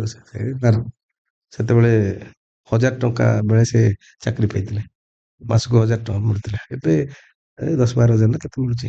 ଆପଣଙ୍କ ଖର୍ଚ୍ଚ ଅଛି, ନାଇଁ। ପିଲାମାନଙ୍କ ଖର୍ଚ୍ଚ ସେ ମେଣ୍ଟେଇ ହଁ, ହେଲେ ମୋ ପୁଅ ଯଦି ଚାହିଁଲେ ମୁଁ ଆଣିଥାନ୍ତି ଭୁବନେଶ୍ୱର, କିନ୍ତୁ ନାଇଁ, ଯଦି ଆମେ ଭୁବନେଶ୍ୱର ନେଇଯିବା ତାହେଲେ ଏଠି ଚିତ୍ରକୋଣ୍ଡାର ଅନ୍ୟ ପିଲାମାନେ କଣ କରିବେ? ଉନ୍ନତ ଚିନ୍ତା ଆପଣଙ୍କର, ମୋର ବ୍ୟକ୍ତିଗତ ଇଚ୍ଛା ଅନ୍ୟମାନେ ମଧ୍ୟ ସେଭଳି ଚିନ୍ତା କରିବାର ଆବଶ୍ୟକତା ଅଛି। ଆପଣଙ୍କ ସହିତ ଦୁଇଟି ଦୁଃଖଦ ଘଟଣା ମଧ୍ୟ ଘଟିଛି। ତିନିଟି ମଙ୍ଗୁ ଭାଇ ତିନୋଟି ତିନୋଟି ମଙ୍ଗୁ ଭାଇ ଏବେ ପୁରା ଚତୁର୍ଥ ଜନ୍ମ ମଧ୍ୟ ଅନୁଭବ ହଉଛି। ଯେମିତି ପ୍ରଥମତଃ ଆମେ ଦେଖିଲୁ ହାଇଦ୍ରାବାଦରେ ବସରେ ଗଲାବେଳେ ବସର ପ୍ରଥମ ମୋର ସାପ କାମୁଡା ସାପ ମୁଁ ବିଧାୟକ ହେଲା ହଁ ବିଦାୟ ହେଇକିରି ଜିତିକରି ତା ନେକ୍ସଟ ଦିନ ନେକ୍ସଟ ଦିନ କେମିତି ଡିକ୍ଲାରେସନ ହେଲା ତା ନେକ୍ସଟ ଦିନ ମୁଁ ଆମର ସେଠି ବହୁତ ସାପ ବାହାରନ୍ତି ଖରା ଦିନ ମୁଁ ଅତି ଖୁସିରେ ଆମର ଲୋକ ସବୁ ଭର୍ତ୍ତି କରେ ମୁଁ ଟିକେ ବାରିକାନି ପାସ୍ କଲି ସେଇ ସମୟରେ ମତେ ଏଇଟା ସାପ ଚୋବେଇ ଦେଇଥିଲା ଆଉ କି ସାପ ଥିଲା? ସେଟା କାଲାଟ ବୋଲି କହିବା ଆମର ସେଠି ହେଲା ଆମେ ଯଦି ଆମ ଜାଣିବା ପାଇଁ କଣ କରାଯିବ ସେ ନା ସେ ସାପ ଏଠି ଦେଖାଯାଏ ଏପଟେ ବି ଥିବେ ଯେ ତାକୁ ତ ଆମର ଭାଷାରେ କଣ କହିବି ମାତ୍ର ଆମର ସିଆଡେ ନେଇକି କଲାଟ ସାପ ବୋଲି କହିବା ମାନେ ତାର ମାନେ ସାପର ଫେଣା ଥାଏ ନାଇଁ ପେଣା ବଡ ନଥାଏ ନାଗ ସାପ ଭଳିଆ ପେଣା ନାହିଁ ଲମ୍ବା ହେଇକିରି ସେ ଗାର ଗାର ବିଷାକ୍ତ ସାପ ହଁ ପୁରା ବିଷାକ୍ତ ନା ଦାଗ ଦାଗ ଥିବ ଫାସ ମାନେ କଳା କଳା ରହିବ କଳା ମଝିରେ ମଝିରେ ଧଳା ଧଳା ରହିବ କଣ କଲେ ଆପଣ ତୁରନ୍ତ ଉପରେ ମୁଁ ବେହୋସ ହେଇଗଲି ମତେ ମେଡିକାଲ ନେଇଗଲେ ହଁ ମାନେ ଏତେ ବିଷ ଥିଲା ଆଉ ମାନେ ବିଷାକ୍ତ ସାପ ନା ସେଇଟା ତାପରେ ତାପରେ ସାଙ୍ଗେ ସାଙ୍ଗେ ମତେ ଅ, ଇଏ ସ୍ଥାନାନ୍ତର କଲେ ଆମର ଭୁବନେଶ୍ୱର ନାଇଁ ନାଇଁ ମାଲକାନଗିରି ଆମର ହେଡ କ୍ୱାର୍ଟର ହସ୍ପିଟାଲରେ ସେଠୁ ଭଲ ସେଇଠି ତ ଦେଖାନ୍ତି ଲାଗେ ସପ୍ତାହଟି ଖଣ୍ଡେ ରହିଲି ଆଉ ମେଡିକାଲରେ ସପ୍ତାହଟେ ରହିଲି ତାର ଇଫେକ୍ଟ କଣ ଏମିତି ଥିଲା ଯେ ଆପଣଙ୍କୁ ସାପ କାମୁଡ଼ିଲା ଆଉ ଇମିଡିଏଟ ବେହୋସ ହେଲେ ନା ନାଇଁ କିଛି ନାଇଁ ସମୟ ପରେ ସାପ ଚୋବାଇ ଦେଲା ପରେ ତ ମୁଁ କାଉଳି ବାଉଳି ହେଇଗଲି ପୁରା ବିକଳ ହେଇଗଲି ତାପରେ ଦେଖିଲି ଜିମ୍ ଜିମ୍ ହେଇକିରି ଗୋଡ ଆଉଟ୍ରି ଯାଉଛି ତାପରେ ତ ବେସ୍ ହେଇଗଲି ଆଉ ଚାରି ପାଞ୍ଚ ହଁ 4-5 ମିନିଟ୍ ପରେ ତ ବେହୋସ ହେଇଗଲି ମୋ ମେଡିକାଲ ନେଲା ମୁଁ ଜାଣିଲି ନା ଆଉ ଏମିତି ଆଉ ଥରେ କଣ ଇନସିଡେଣ୍ଟ ହେଇଥିଲା ଦ୍ୱିତୀୟ ଇନସିଡେଣ୍ଟ ଦ୍ୱିତୀୟ ଇନସିଡେଣ୍ଟ ହେଲା ମୁଁ ଭୁବନେଶ୍ୱରରୁ ବସ ରେ ଯାଉଥିଲି ହଁ ଚିତ୍ରକୋଣା ଯାଉଥିଲି ସେଇ ସମୟରେ କାହିଁ ଗାଡି ଆଣନ୍ତି ଗାଡି ଭାଇ ଶୁଣନ୍ତୁ 700 କିଲୋମିଟର ଭୁବନେଶ୍ୱରକୁ ଚିତ୍ରକୋଣାକୁ 700 କିଲୋମିଟର ଥରେ ଯଦି ଆମେ ଗାଡି ଧରିକରି ଆସିଲେ ମିନିମମ୍ 30,000 ଖର୍ଚ୍ଚ ହବ। ସେ କଣ ଆପଣଙ୍କ ପାଖେ ନା ବିଧାୟକ ପାଖେ ତ କୋଟି କୋଟି ଟଙ୍କା ଆପଣ ବିଶ୍ୱାସ କରିବେ ଆମକୁ ବେଳେ ବେଳେ ବୁଲିବା ବେଳେ ନାଇଁ ବେଳେ ବେଳେ ମୁଁ ଏଇଟା କହିବାକୁ ଲାଜ ଲାଗୁଛି ଗୋଟେ ଗୋଟେ ଥର ତେଲ ପକାଇବାକୁ ଇଏ ହବ ନାହିଁ ବୁଝିଲେ ସେ ଟାଇପର ଆମର ସେଠି ନାହିଁ ସେ ଆ, ମାନେ ଖଣି ଖାଦାନ କି ଇଣ୍ଡଷ୍ଟ୍ରି ଫିଣ୍ଡଷ୍ଟ୍ରି ନାହିଁ ଯଦି ସ୍ପନ୍ସର କର ହଁ ତ ସେମିତି ନାହିଁ ସେଥିପାଇଁ ଆପଣ ସେମିତି ନାହିଁ ବସରେ ନିଜ ଖର୍ଚ୍ଚରେ ନିଜେ ଆମେ ଇଏ କରୁଛୁ ନିଜ ଖର୍ଚ୍ଚରେ ନିଜେ ଚଳୁଛୁ ଆଉ କାହାଠୁ ଆମେ ଉମ୍, ଇଏ କରିବାର ନାହିଁ ମାନେ ସେ ସବୁ ପରିସ୍ଥିତିରେ ଅଛୁ ଆଉ ମାତ୍ର ଥରେ ବସ୍ ଇନସିଡେଣ୍ଟ କଣ ଯେତେବେଳେ ମୁଁ ବସରେ ପ୍ରାୟ ମୁଁ ବସରେ ଯିବା ଆସିବା କରେ ବସରେ ଯିବା ଆସିବା କରୁଛି ଗଲାବେଳେ ହଠାତ୍ ଆମେ ଶୋଇଥିଲୁ ମୁଁ ଶୋଇ ପଡ଼ିଥିଲି ସ୍ଲିପରରେ ଅରେଞ୍ଜ ବସ୍ ବୋଲି ଗୋଟେ ଯାଉଛି ଆମର ଭୁବନେଶ୍ୱର ଟୁ ମାଲକାନଗିରି ମାଲକାନଗିରି ହଁ ଏମିତି ଆନ୍ଧ୍ର ଦେଇକି ଯିବ ରାମଭଦ୍ରପୁର ପାଖାପାଖି ହେଇଛି ହଠାତ୍ ସେ ନିଆଁ ଲାଗିଗଲା ଆଉ ଗାଡ଼ିରେ ପଛ ଚକା ରାଇଟ ସାଇଡ ପଛ ଚକାରେ ନିଆଁ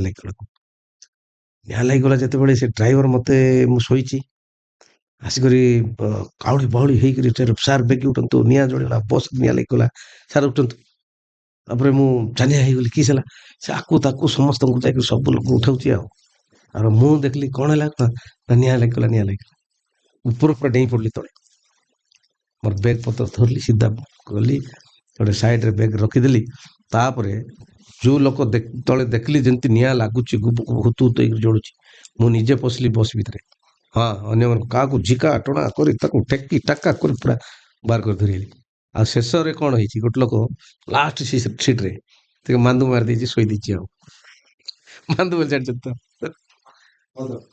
ମଦ ପିଇକି ଶୋଇ ଦେଇଛି ହେଲେ ଆମେ ଦେଖି ବୁଲୁଛୁ ଅଣ୍ଡାଳି ବୁଲୁଛୁ ସେ ଭିତରେ କିଏ ଅଛି କି ଦେଖିଲା ବେଳେ ତାର ଗୋଡ ବାଜିଗଲା ତାକୁ ଝିକି ଝିକା କରି ତାକୁ ବାହାର କଲୁ ଆଉ ଟିକେ ହେଲେ ସେ ବି ରହିନଥିଲା ଏମିତି ଏଇଟା ଗୋଟେ ଘଟଣା ହେଲା ଆଉ ଗୋଟେ ଘଟଣା ଯେତେବେଳେ ମୁଁ ଏରିଆରେ ଗଲେ ମୋର ପ୍ରତିଦିନ ଭିଜିଟ୍ ରହିବ ପ୍ରତିଦିନ ପ୍ରୋଗ୍ରାମ ସକାଳ 7ଟାରେ ବାହାରିବି ମାନେ ରାତି 10ଟା 11ଟା 12ଟା ବେଳେ ପର୍ଯ୍ୟନ୍ତ ବୁଲୁଥିବି ହେଲେ ସେଦିନ ମୋର 3ଟା ପ୍ରୋଗ୍ରାମ ଥିଲା ମାତଲି ବ୍ଲକରେ ମୋର ସରାଇଲି ପ୍ରୋଗ୍ରାମ ସରାଇକିରି ଚିତ୍ରକୋଣ୍ଡାରେ ଯିବି ଗୋଟେ କ୍ରିକେଟ ଟୁର୍ଣ୍ଣାମେଣ୍ଟ ଫାଇନାଲ ମ୍ୟାଚରେ ସେ ନିମନ୍ତ୍ରଣ ଦେଇଛନ୍ତି ମୁଁ ଯିବି ପ୍ରାଇଜ ବାଣ୍ଟିବାର ଅଛି ହେଲେ ସେତେବେଳକୁ ବାହାରିଲି ମାତଲିଠୁ ବାହାରିକିରି ଚିତ୍ରକୋଣ୍ଡା ଗଲା ବେଳକୁ ଏତେ ଝଡ଼ ତୋଫାନ ହେଲା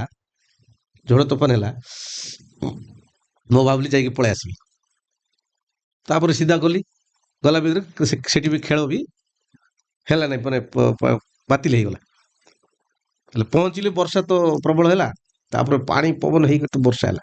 ତାପରେ ରିଟର୍ନ ଆସିଲା ବେଳେ ମୁଁ ଭାବି ଭାବି କରି ଆସୁଛି, ଆରେ ଗଛ ପଛ ପଡ଼ିଯିବ ନାହିଁ ତ ବୋଲି ଭାବି ଭାବି କରି ଆସିଲା ବେଳେ ସମାନ ଗୋଟେ ଜଷ୍ଟ ଚିତ୍ରକୋଣ୍ଡାର ମେନ୍ ଟର୍ଣ୍ଣିଂ ଯୋଉଠିକି ପାହାଡ଼ ମାନେ ଜଙ୍ଗଲ ଯୋଉଠି ବେଶୀ ଅଛି ସେଠି ସମାନ ସେ ଟର୍ଣ୍ଣିଂରେ ପହଞ୍ଚିଛୁ। ବଡ଼ ଗଛ, ବହୁତ ବଡ଼ ଗଛଟା ପଡ଼ିଗଲା ଗାଡ଼ି ଉପରେ, ମାନେ ଫୁଟ ଛାଡ଼ିକିରି ଗଛ ପଡ଼ିଲା। ଆଉ ଯେତିକି ଡାଳ ଯାକ ମୋର ଗାଡ଼ି ଉପରେ ଲଦିଗଲା, ବଡ଼ ବଡ଼ ଡାଳ। ଏବେ ଛେପା ଚେପି ହେଇକିରି ଅଛି ଗାଡ଼ି, ତାକୁ ତିଆରି କରି ନାହିଁ ଆହୁରି ଭୁବନେଶ୍ୱର ଆଣିଲେ ତାକୁ ପାଖରୁ ଗୋଟେ ଗାଡ଼ି ଦେବା, ଛେପା ଚେପି ହେଇକିରି ଅଛି। ଉପର ବନେଟ୍ ଫନେଟ୍ ସବୁ ଛେପା ହେଇଯାଇଛି। ଜଷ୍ଟ 1 ସେକେଣ୍ଡ ପାଇଁ ଆମେ ବଞ୍ଚିଗଲୁ, ନହେଲେ ସମାନ ମୋ ଯୋଉ ଆଗ ସିଟ୍ରେ ବସିଥିଲି ସମାନ ଆଗ ସିଟ୍ରେ ଆମର ମୁଣ୍ଡରେ ଆଗ ପଡ଼ିଥାନ୍ତା ସେ ଗଛ, ଏଡ଼େ ବଡ଼ ଗଛ। 3ଟା ଇନସିଡେଣ୍ଟ ହେଲାନି କି 3ଟା, ଏଇଟା ଗୋଟେ ସବୁବେଳେ ଭଗବାନ ପରୀକ୍ଷା ନେଉଛନ୍ତି। ଭଗବାନ ପରୀକ୍ଷା ନେଉଛି, ମତେ ସାହା ଭରସା କରୁଛି, ଉଦ୍ଧାର କରୁଛନ୍ତି ବିପଦ। ଏବେ ଶେଷ ପର୍ଯ୍ୟାୟ ଆଡ଼କୁ ଯିବା। ଯଦି ଆପଣଙ୍କ ଅଞ୍ଚଳ କଥା ଚିନ୍ତା କରିବା, ଏବେ କିଛି ଦିନ ପୂର୍ବରୁ ଆଦିବାସୀ ସଂଘର୍ଷରେ ମଧ୍ୟ ଏଇଟା ଗୋଟେ ରାଜ୍ୟରେ ମଧ୍ୟ ଚର୍ଚ୍ଚା ସାଉଁଟିଲା। ଆଉ କୋଉଠି ନା କୋଉଠି ଲାଗିଲା ଯେ ଏଇ ସଂଘର୍ଷ କାରଣରୁ ବିକାଶରେ ମଧ୍ୟ ବାଧାପ୍ରାପ୍ତ ହବ, ସେ ଅଞ୍ଚଳର ସ୍ଥିତି ସେଭଳି ଭାବରେ ସୁଧୁରିବନି। ଆପଣଙ୍କର ସେମାନଙ୍କୁ କଣ ରହିବ ସନ୍ଦେଶ, ଆଉ ସେଇ ସମସ୍ୟା ବେଳେ ଆପଣ ତାକୁ କେମିତି ସମାଧାନ କରିବେ? ଏଇଟା ଗୋଟେ ମହା ବଡ଼ ଘଟଣା ଥିଲା। ଆଜି ବି ଆଦିବାସୀ ବଙ୍ଗାଳୀ ମାନଙ୍କୁ ନେଇକରି ସବ୍ କଲେକ୍ଟର ଗୋଟେ ଆଜି ବସିଛନ୍ତି। ଆଜ୍ଞା। ମତେ ବି ଫୋନ୍ ଆସିଥିଲା, ଆଉ ମୁଁ କହିଲି ମୁଁ ତ ଭୁବନେଶ୍ୱର ଅଛି, ମୁଁ ଯାଇପାରିବିନି। ଆଉ ଆମର ଯୋଉ ରିପ୍ରେଜେଣ୍ଟେଟିଭ୍ ଅଛନ୍ତି ଜିଲ୍ଲା ପ୍ରତିନିଧି, ଆଜ୍ଞାକୁ ପଠାଇବି ବୋଲି କହିଲି। ଆଜି ଯୋଉ ଚାଲିଛି ବର୍ତ୍ତମାନ ବି ପୁରା ଦୁଇ ଗୋଷ୍ଠୀ ଭିତରେ ସ୍ଥାୟୀ ଶାନ୍ତି ହେଇପାରିନି, ଏବେ ପର୍ଯ୍ୟନ୍ତ ହେଇନାହିଁ। କାହିଁକି ଆମେ ଲୋକାଲରେ ଅଛୁ, ଆମେ ଜାଣୁଛୁ। ସରକାରୀ ସ୍ତରରେ ଏମାନେ କହିଦଉଛନ୍ତି ଶାନ୍ତି ହେଇଗଲା, କିନ୍ତୁ ଶାନ୍ତି ହେଇନାହିଁ। କାରଣ ଶୁଣନ୍ତୁ, ଏ ଯୋଉ ଲୋକଙ୍କର ସମ୍ପତ୍ତି, ଲୋକଙ୍କର ଜମି ଜମା ହଡପ କରିବା, ନିରୀହ ଆଦିବାସୀ ମାନଙ୍କର ଜମିକୁ ହଡପ କରାଯାଉଛି, ତାଙ୍କର ଅଧିକାରକୁ ଛଡ଼ାଇ କ୍ଷୁର୍ଣ୍ଣ କରାଯାଉଛି। ସେଥିପାଇଁ ଆଦିବାସୀ ମାନେ ତାତୁଛନ୍ତି। ଏ ବିଟାମାଟି ଆଦିମ ଜନଜାତି ଆଦିବାସୀ ଲୋକ ଜଳ ଜଙ୍ଗଲ ଜମିକୁ ଏମାନେ ସବୁବେଳେ ସୁରକ୍ଷା ଦେଇକିରି ଆସୁଛନ୍ତି। ସେମାନଙ୍କର ଜଳ ଜଙ୍ଗଲ ଜମି ଉପରେ ଯଦି ଲୋଲୁପ ଦୃଷ୍ଟି ଯାର ପଡ଼ିବ, ପେଟ ଜୀବିକାକୁ ଲାତ ମାରି ନିଜର ଜିନିଷକୁ ଯଦି ସେମାନେ ଛଡ଼ାଇ ନେଇକରି ଉପଭୋଗ କରୁଛନ୍ତି, ସେଇଠି ଆଦିବାସୀ ମାନେ ତାତୁଛନ୍ତି ବା ତେଜୁଛନ୍ତି। ଏଇଟା ଯଦି ସମାଧାନ ଯଦି ନ ହୁଏ, ତାହେଲେ ଆମକୁ ତ ଆଶା ଲାଗୁଛି ଆଗାମୀ ଦିନରେ ପୁଣି ଆଉଥରେ ବଡ଼ ଅଘଟଣ ହେବାକୁ ଯାଉଛି, ଲାଗୁଛି ଯିବ। ବିଧାନସଭାରେ ଗୋଟେ ଦବଙ୍ଗ ହେଇଥାଏ। ବିଧାନସଭାରେ ଯେତେବେଳେ ରାଜରାସ୍ତାରେ ଆମର ପିଏମଜି ସ୍କୋୟାରରେ କୌଣସି କଂଗ୍ରେସର ରାଲି ବନୁଛି, ସେତେବେଳେ ସବୁ ଯାକ କ୍ୟାମେରା ମଙ୍ଗୁ ଭାଇଙ୍କ ଉପରେ। ମଙ୍ଗୁ ଭାଇଙ୍କର କାନ୍ଦ, ଶୋଭାଯାତ୍ରା, ମଙ୍ଗୁ ଭାଇଙ୍କର ଯୋଉ ଠାଣିରେ ଉତ୍ତର ଗୋଟେ ନିଆରା ପରିଚୟ ସୃଷ୍ଟି କରୁଛି। ପ୍ରକୃତରେ ଆପଣ ଭାଇ କ୍ୟାମେରା ଫ୍ରେଣ୍ଡଲି ଆଜିକାଲି ହେଇଯାଇଛନ୍ତି। ଆପଣ ଏଇ ଯୋଉ ସବୁ ଯେତେବେଳେ କାର୍ଯ୍ୟକ୍ରମ ମାନ କରୁଛନ୍ତି, ଏଟା ଗୋଟେ ସ୍ପଣ୍ଟାନିୟସ୍ ହଉଛି ନା କାହା ଦ୍ୱାରା ପ୍ରେରିତ ହେଇ କରୁଛି? ପ୍ରେରିତ କାହାଠୁ ପ୍ରେରିତ ହେବୁ, ସେମିତି ନାହିଁ। ଶୁଣନ୍ତୁ, ମୁଁ ଯେତେବେଳେ ବିଧାନସଭାରେ ପ୍ରତିବାଦ ହୁଏ, ଯୋଉଟା ଆମର ପ୍ରସଙ୍ଗ ରହିବ ସେଦିନ, ଆମେ ଗୋଟେ ମଝିରେ କରିଥିଲୁ, ଦେଖିଥିବେ, ମହୁରୀ ଗିନି ବଇଁଶୀ ଧରିକି ଯୋଉ ଇଏ କଲୁ, ମୁଁ ସେତେବେଳେ ଦେଖିଲି ମୟୂରୀ ଫୁଙ୍କିଲି, ନାଗିନ ଫୁଙ୍କିଲି ସେଦିନ। ବାଚସ୍ପତିଙ୍କ ଯୋଉ ପଡ଼ିୟମ ତଳେ ଯାଇକି ନାଗିନ ଫୁଙ୍କିଲି, ଆଉ ନାଗିନଟା ଫୁଙ୍କିଦେଲି, ବୁଝିଲେ ନା, ମହୁରୀ ସେଟା ଫୁଙ୍କିଦେଲି। ଆଉ ମଝିରେ ଗୋଟେ ହେଇଥିଲା ଯୋଉ ଏସିବି ମେଡିକାଲ ଯୋଉ ମରିଗଲେ, ସେଠି ହଁ ମତେ ଟିକେ କାନ୍ଦ ଲାଗିଲା। ମାନେ ପ୍ରକୃତରେ ମତେ ଗୋଟେ ହୃଦୟ ଭିତରେ ଟିକେ ବାହାରି ପଡ଼ିଲା, ମାନେ ଏତେ ଲୋକ ମରିଯାଇଛନ୍ତି, ତା ଦୁଃଖ ଟିକେ ଇଏ ହେଲା। ଏଟା ପ୍ରକୃତରେ ମୋର ଲୁହ ବାହାରି ପଡ଼ିଲା ସେଦିନ, ବୁଝିଲ ନା। ହଁ, ସେତେବେଳେ ତାପରେ କାନ୍ଦ ବବାଳ ତ ହେଇଗଲୁ, ଆଉ ବୁଝିଲେ ନା। ସେମିତି କଂଗ୍ରେସ ଆପଣ କଂଗ୍ରେସ ବିଧାୟକ ହେଇଛନ୍ତି, ସେତେବେଳେ କଂଗ୍ରେସର ସ୍ଥିତି ନା ଭାରତ ବର୍ଷରେ ଅଛି ନା ଓଡ଼ିଶାରେ ଅଛି? ଶୁଣନ୍ତୁ, ଯେତିକି ବି ଦଳ ଅଛି, କଂଗ୍ରେସ ଦଳଠୁ ତଳେ। ମୂଳ ଦଳ ହଉଛି କଂଗ୍ରେସ। ସେ ଦେଶକୁ ସ୍ୱାଧୀନ କରୁଛି। ଆଜି 200 ବର୍ଷ ଏଠି ଯୋଉ ବ୍ରିଟିଶ ସରକାର ଯୋଉ ଶାସନ କରିଥିଲେ, ରାଜୁତି କରିଥିଲେ, ସେମାନଙ୍କୁ ହଟାଇ କରି ଦେଶର ସ୍ୱରାଜ ଆଣିଲେ। ଆଉ ସେଇ ଦଳକୁ ବାଛିବୁ ନାହିଁ। ଆଉ ଏଇ ଯୋଉମାନେ ଇଂରେଜର ଦଲାଲ ସାଜିଥିଲେ, ଏଇ ଯୋଉ ବିଜେପି ଦଳର କର୍ମକର୍ତ୍ତା ନଥିଲା ଦଲାଲ କେତେ? ସେତେବେଳେ ଥିଲେ, ତାକୁ ଇଏ କରୁଥିଲେ ନା ତାଙ୍କର କର୍ମକର୍ତ୍ତା ମାନେ ଯୋଉ ଥିଲେ। ହେଲେ ହେଲେ ସେଭଳିଆ ଦଳ। ଆଉ ବିଜୁ ଜନତା ଦଳ ତ ଏଇଟା ଗୋଟେ ଆଞ୍ଚଳିକ ଦଳ, ଆଜି ଅଛି କାଲି ନାହିଁ, ଏର ମା ବାପା ନାହିଁ। ଆପଣ ଟୋଟାଲି ଟଙ୍କା ଆମକୁ ଅନେକ ଥର ଟଙ୍କା ଯାଚିଥିଲେ, ଅନେକ ଦଳକୁ ଯିବା ପାଇଁ କହିଥିଲେ, କିନ୍ତୁ କଂଗ୍ରେସ ଦଳ ହଉଛି ଗୋଟେ ଲୋକଙ୍କର ଦଳ। ଗରିବ, ଖଟିକିଆ, ମଜଦୁର, ଆଦିବାସୀ, ହରିଜନ, ମାନେ ଯୋଉମାନଙ୍କୁ ସବୁବେଳେ ଚିନ୍ତା କରିବ, ମାନେ ଉନ୍ନତି ଦିଗରେ ନେବା ପାଇଁ ଚିନ୍ତା କରିବ, ସେଇ ଦଳ ହଉଛି କଂଗ୍ରେସ ଦଳ। ଆଜି କଂଗ୍ରେସ ଦେଶକୁ ହଟାଇ କରି ବିଭିନ୍ନ ଯୋଜନା କରିଛନ୍ତି, ମାନେ ଆଦିବାସୀ, ଗରିବ ଲୋକଙ୍କ ପାଇଁ, ଗରିବ, ଖଟିକିଆ, ମଜଦୁର, ଚାଷୀ, ଏମାନଙ୍କ ପାଇଁ କରିଛନ୍ତି। ତାପରେ ଏ କଂଗ୍ରେସ ଦଳରେ ମୋର ଅଜା ମାନେ ଦେଶ ସ୍ୱାଧୀନ ସଂଗ୍ରାମୀ ଭାବରେ ଲଢ଼େଇ କରି ସେମାନେ ଜୀବନ ହାରିଛନ୍ତି। ମୋର ଜଣେ ଅଜା ଥିଲେ, ସାନ ଥିଲେ, ସେ କହୁଥିଲେ, ସେ ଏଇ ଯୋଉ ଇଂରେଜ ମାନଙ୍କ ସହିତ ଯେତେବେଳେ ଯୁଦ୍ଧ ହେଲା, ସେଇ ସମୟରେ ମାନେ ଭାଗ ନେଇଥିଲେ ସେଠି। ଏବେ ଗୋଟେ ପ୍ରଶ୍ନ ମୋ ମନକୁ ଆସିଛି। ଆପଣଙ୍କ ଅଞ୍ଚଳ ଆଦିବାସୀ ଅଞ୍ଚଳ, ଫୁଲର ଅଞ୍ଚଳ, ଆଉ ସରକାର ଏବେ ରାଜସ୍ୱ ନାଁରେ ଫୁଲ ବିଦେଶୀ ଜିନିଷ ବି ପଠେଇ ଦେବେଣି, ଆଉ ଦେଶୀ ବିଦେଶୀର ସମ୍ମିଶ୍ରଣ ହେଇଯିବନି ଆପଣଙ୍କ ଅଞ୍ଚଳରେ, ବୁଝିପାରୁଥିବେ। ଆଉ ପ୍ରକୃତରେ ଏବେ ସ୍ଥାନୀୟ ଯୁବକ ମାନେ ଯେତେବେଳେ ବିଦେଶୀ ମଦ କରୁଛନ୍ତି, ଭାରି ଖୁସି ବି ହଉଛି। କିନ୍ତୁ ସରକାରଙ୍କର ମଦ ନୀତି ଆଉ ଆଦିବାସୀ ମାନଙ୍କୁ ଆହୁରି ଗରିବରୁ ଗରିବ କରିବାର ଯୋଉ ପ୍ରକ୍ରିୟା ଜାରି ରହିଛି, ନେଇକି ଆପଣଙ୍କର ମତ କଣ? ଆପଣ ଦେଶୀ ନ ପିଇ ବିଦେଶୀ ପିଇବା, ଶୁଣନ୍ତୁ, ମଦ ପିଇବା ଦ୍ଵାରା ଆପଣଙ୍କ ଅଞ୍ଚଳରେ କଣ ସବୁ ଉନ୍ନତି ହଉଛି? ଏବେ ଆମ ସେଠି ବହୁତ ମହୁଲ ହୁଏ। ଆମର ସେଠି ପର୍ବପର୍ବାଣୀ ହେଲେ ମହୁଲରୁ ମଦ ତିଆରି ହବ। ମଦକୁ ଆମେ ପୂଜା କରିବୁ। ପର୍ବପର୍ବାଣୀ ସବୁ ଜାଗାରେ ଯୋଉ ଦଶା କ୍ରିୟା 21ରୁ ଧରିକରି ସବୁ ଜାଗାରେ ଆମର ମଦ ପୂଜା ହୁଏ, ମାନେ ପୂଜାରେ ଲାଗେ ମଦଟା। ବର୍ତ୍ତମାନ ଯୋଉ ବିଜେଡି ବିଜେପି ସରକାର ଯୋଉ ଆସିଲେ, ବିଜେଡି ସରକାର ଯେତେବେଳେ ଥିଲେ, ମାନ୍ୟବର ପୂର୍ବତନ ମୁଖ୍ୟମନ୍ତ୍ରୀ ମଦ ଭାଟି ଯାକ ପ୍ରତ୍ୟେକ ଜାଗାରେ ମଦ ଭାଟି କଲେ, ସେଇ ସମୟରେ କଲେ। ସେଇ ଢାଞ୍ଚାରେ ନାଇଁ ବିଦେଶୀ ମଦ କଲେ। ସେଇ ଢାଞ୍ଚାରେ ଇଏ ବିଜେପି ସରକାର ମଧ୍ୟ ଏବେ କଣ କରୁଛି, ପ୍ରତ୍ୟେକ ଜାଗାରେ ମଦ ଦୋକାନ, ମଦ ଭାଟି ପସରା ବସେଇକି ବସୁଛନ୍ତି। ପାନ ବାଡି, ପାନ ଦୋକାନ, ଯୋଉ ହୋଟେଲ, ଗ୍ୟାରେଜ ସବୁ ଜାଗାରେ କରୁଛି। ସେଇ ଜାଗାରେ ଆମର ଯୋଉ ଆଦିବାସୀ ପରମ୍ପରା ଯୋଉ ରହିଛି, ମହୁଲରୁ ମଦ ଆମେ ରାନ୍ଧିବୁ, ମଦରୁ ରୋଗ ବି ଭଲ ହୁଏ, ଭଲ ମାତ୍ର ତମେ ପିଇବା ହିସାବରେ ପିଇବାର ଅଛି। ଆଉ ତାକୁ ଗୋଟେ ଅତ୍ୟଧିକ ପିଇଦେଲେ ସେଇଟା ଖରାପ। ହେଲେ ନାଇଁ ଶୁଣନ୍ତୁ, ଯେତେବେଳେ ଆମର ଆଦିବାସୀ ଲୋକମାନେ ଯୋଉ ଏମିତି ପର୍ବପର୍ବାଣି ପୂଜା ପାଠ ପାଇଁ ଯେତେବେଳେ ମଦ ରାନ୍ଧିବେ, ଘରେ ଫାସ କହିବି ତାକୁ, ପଚାଇବେ ତାକୁ, ଫାସ ପକାଇଥିବେ।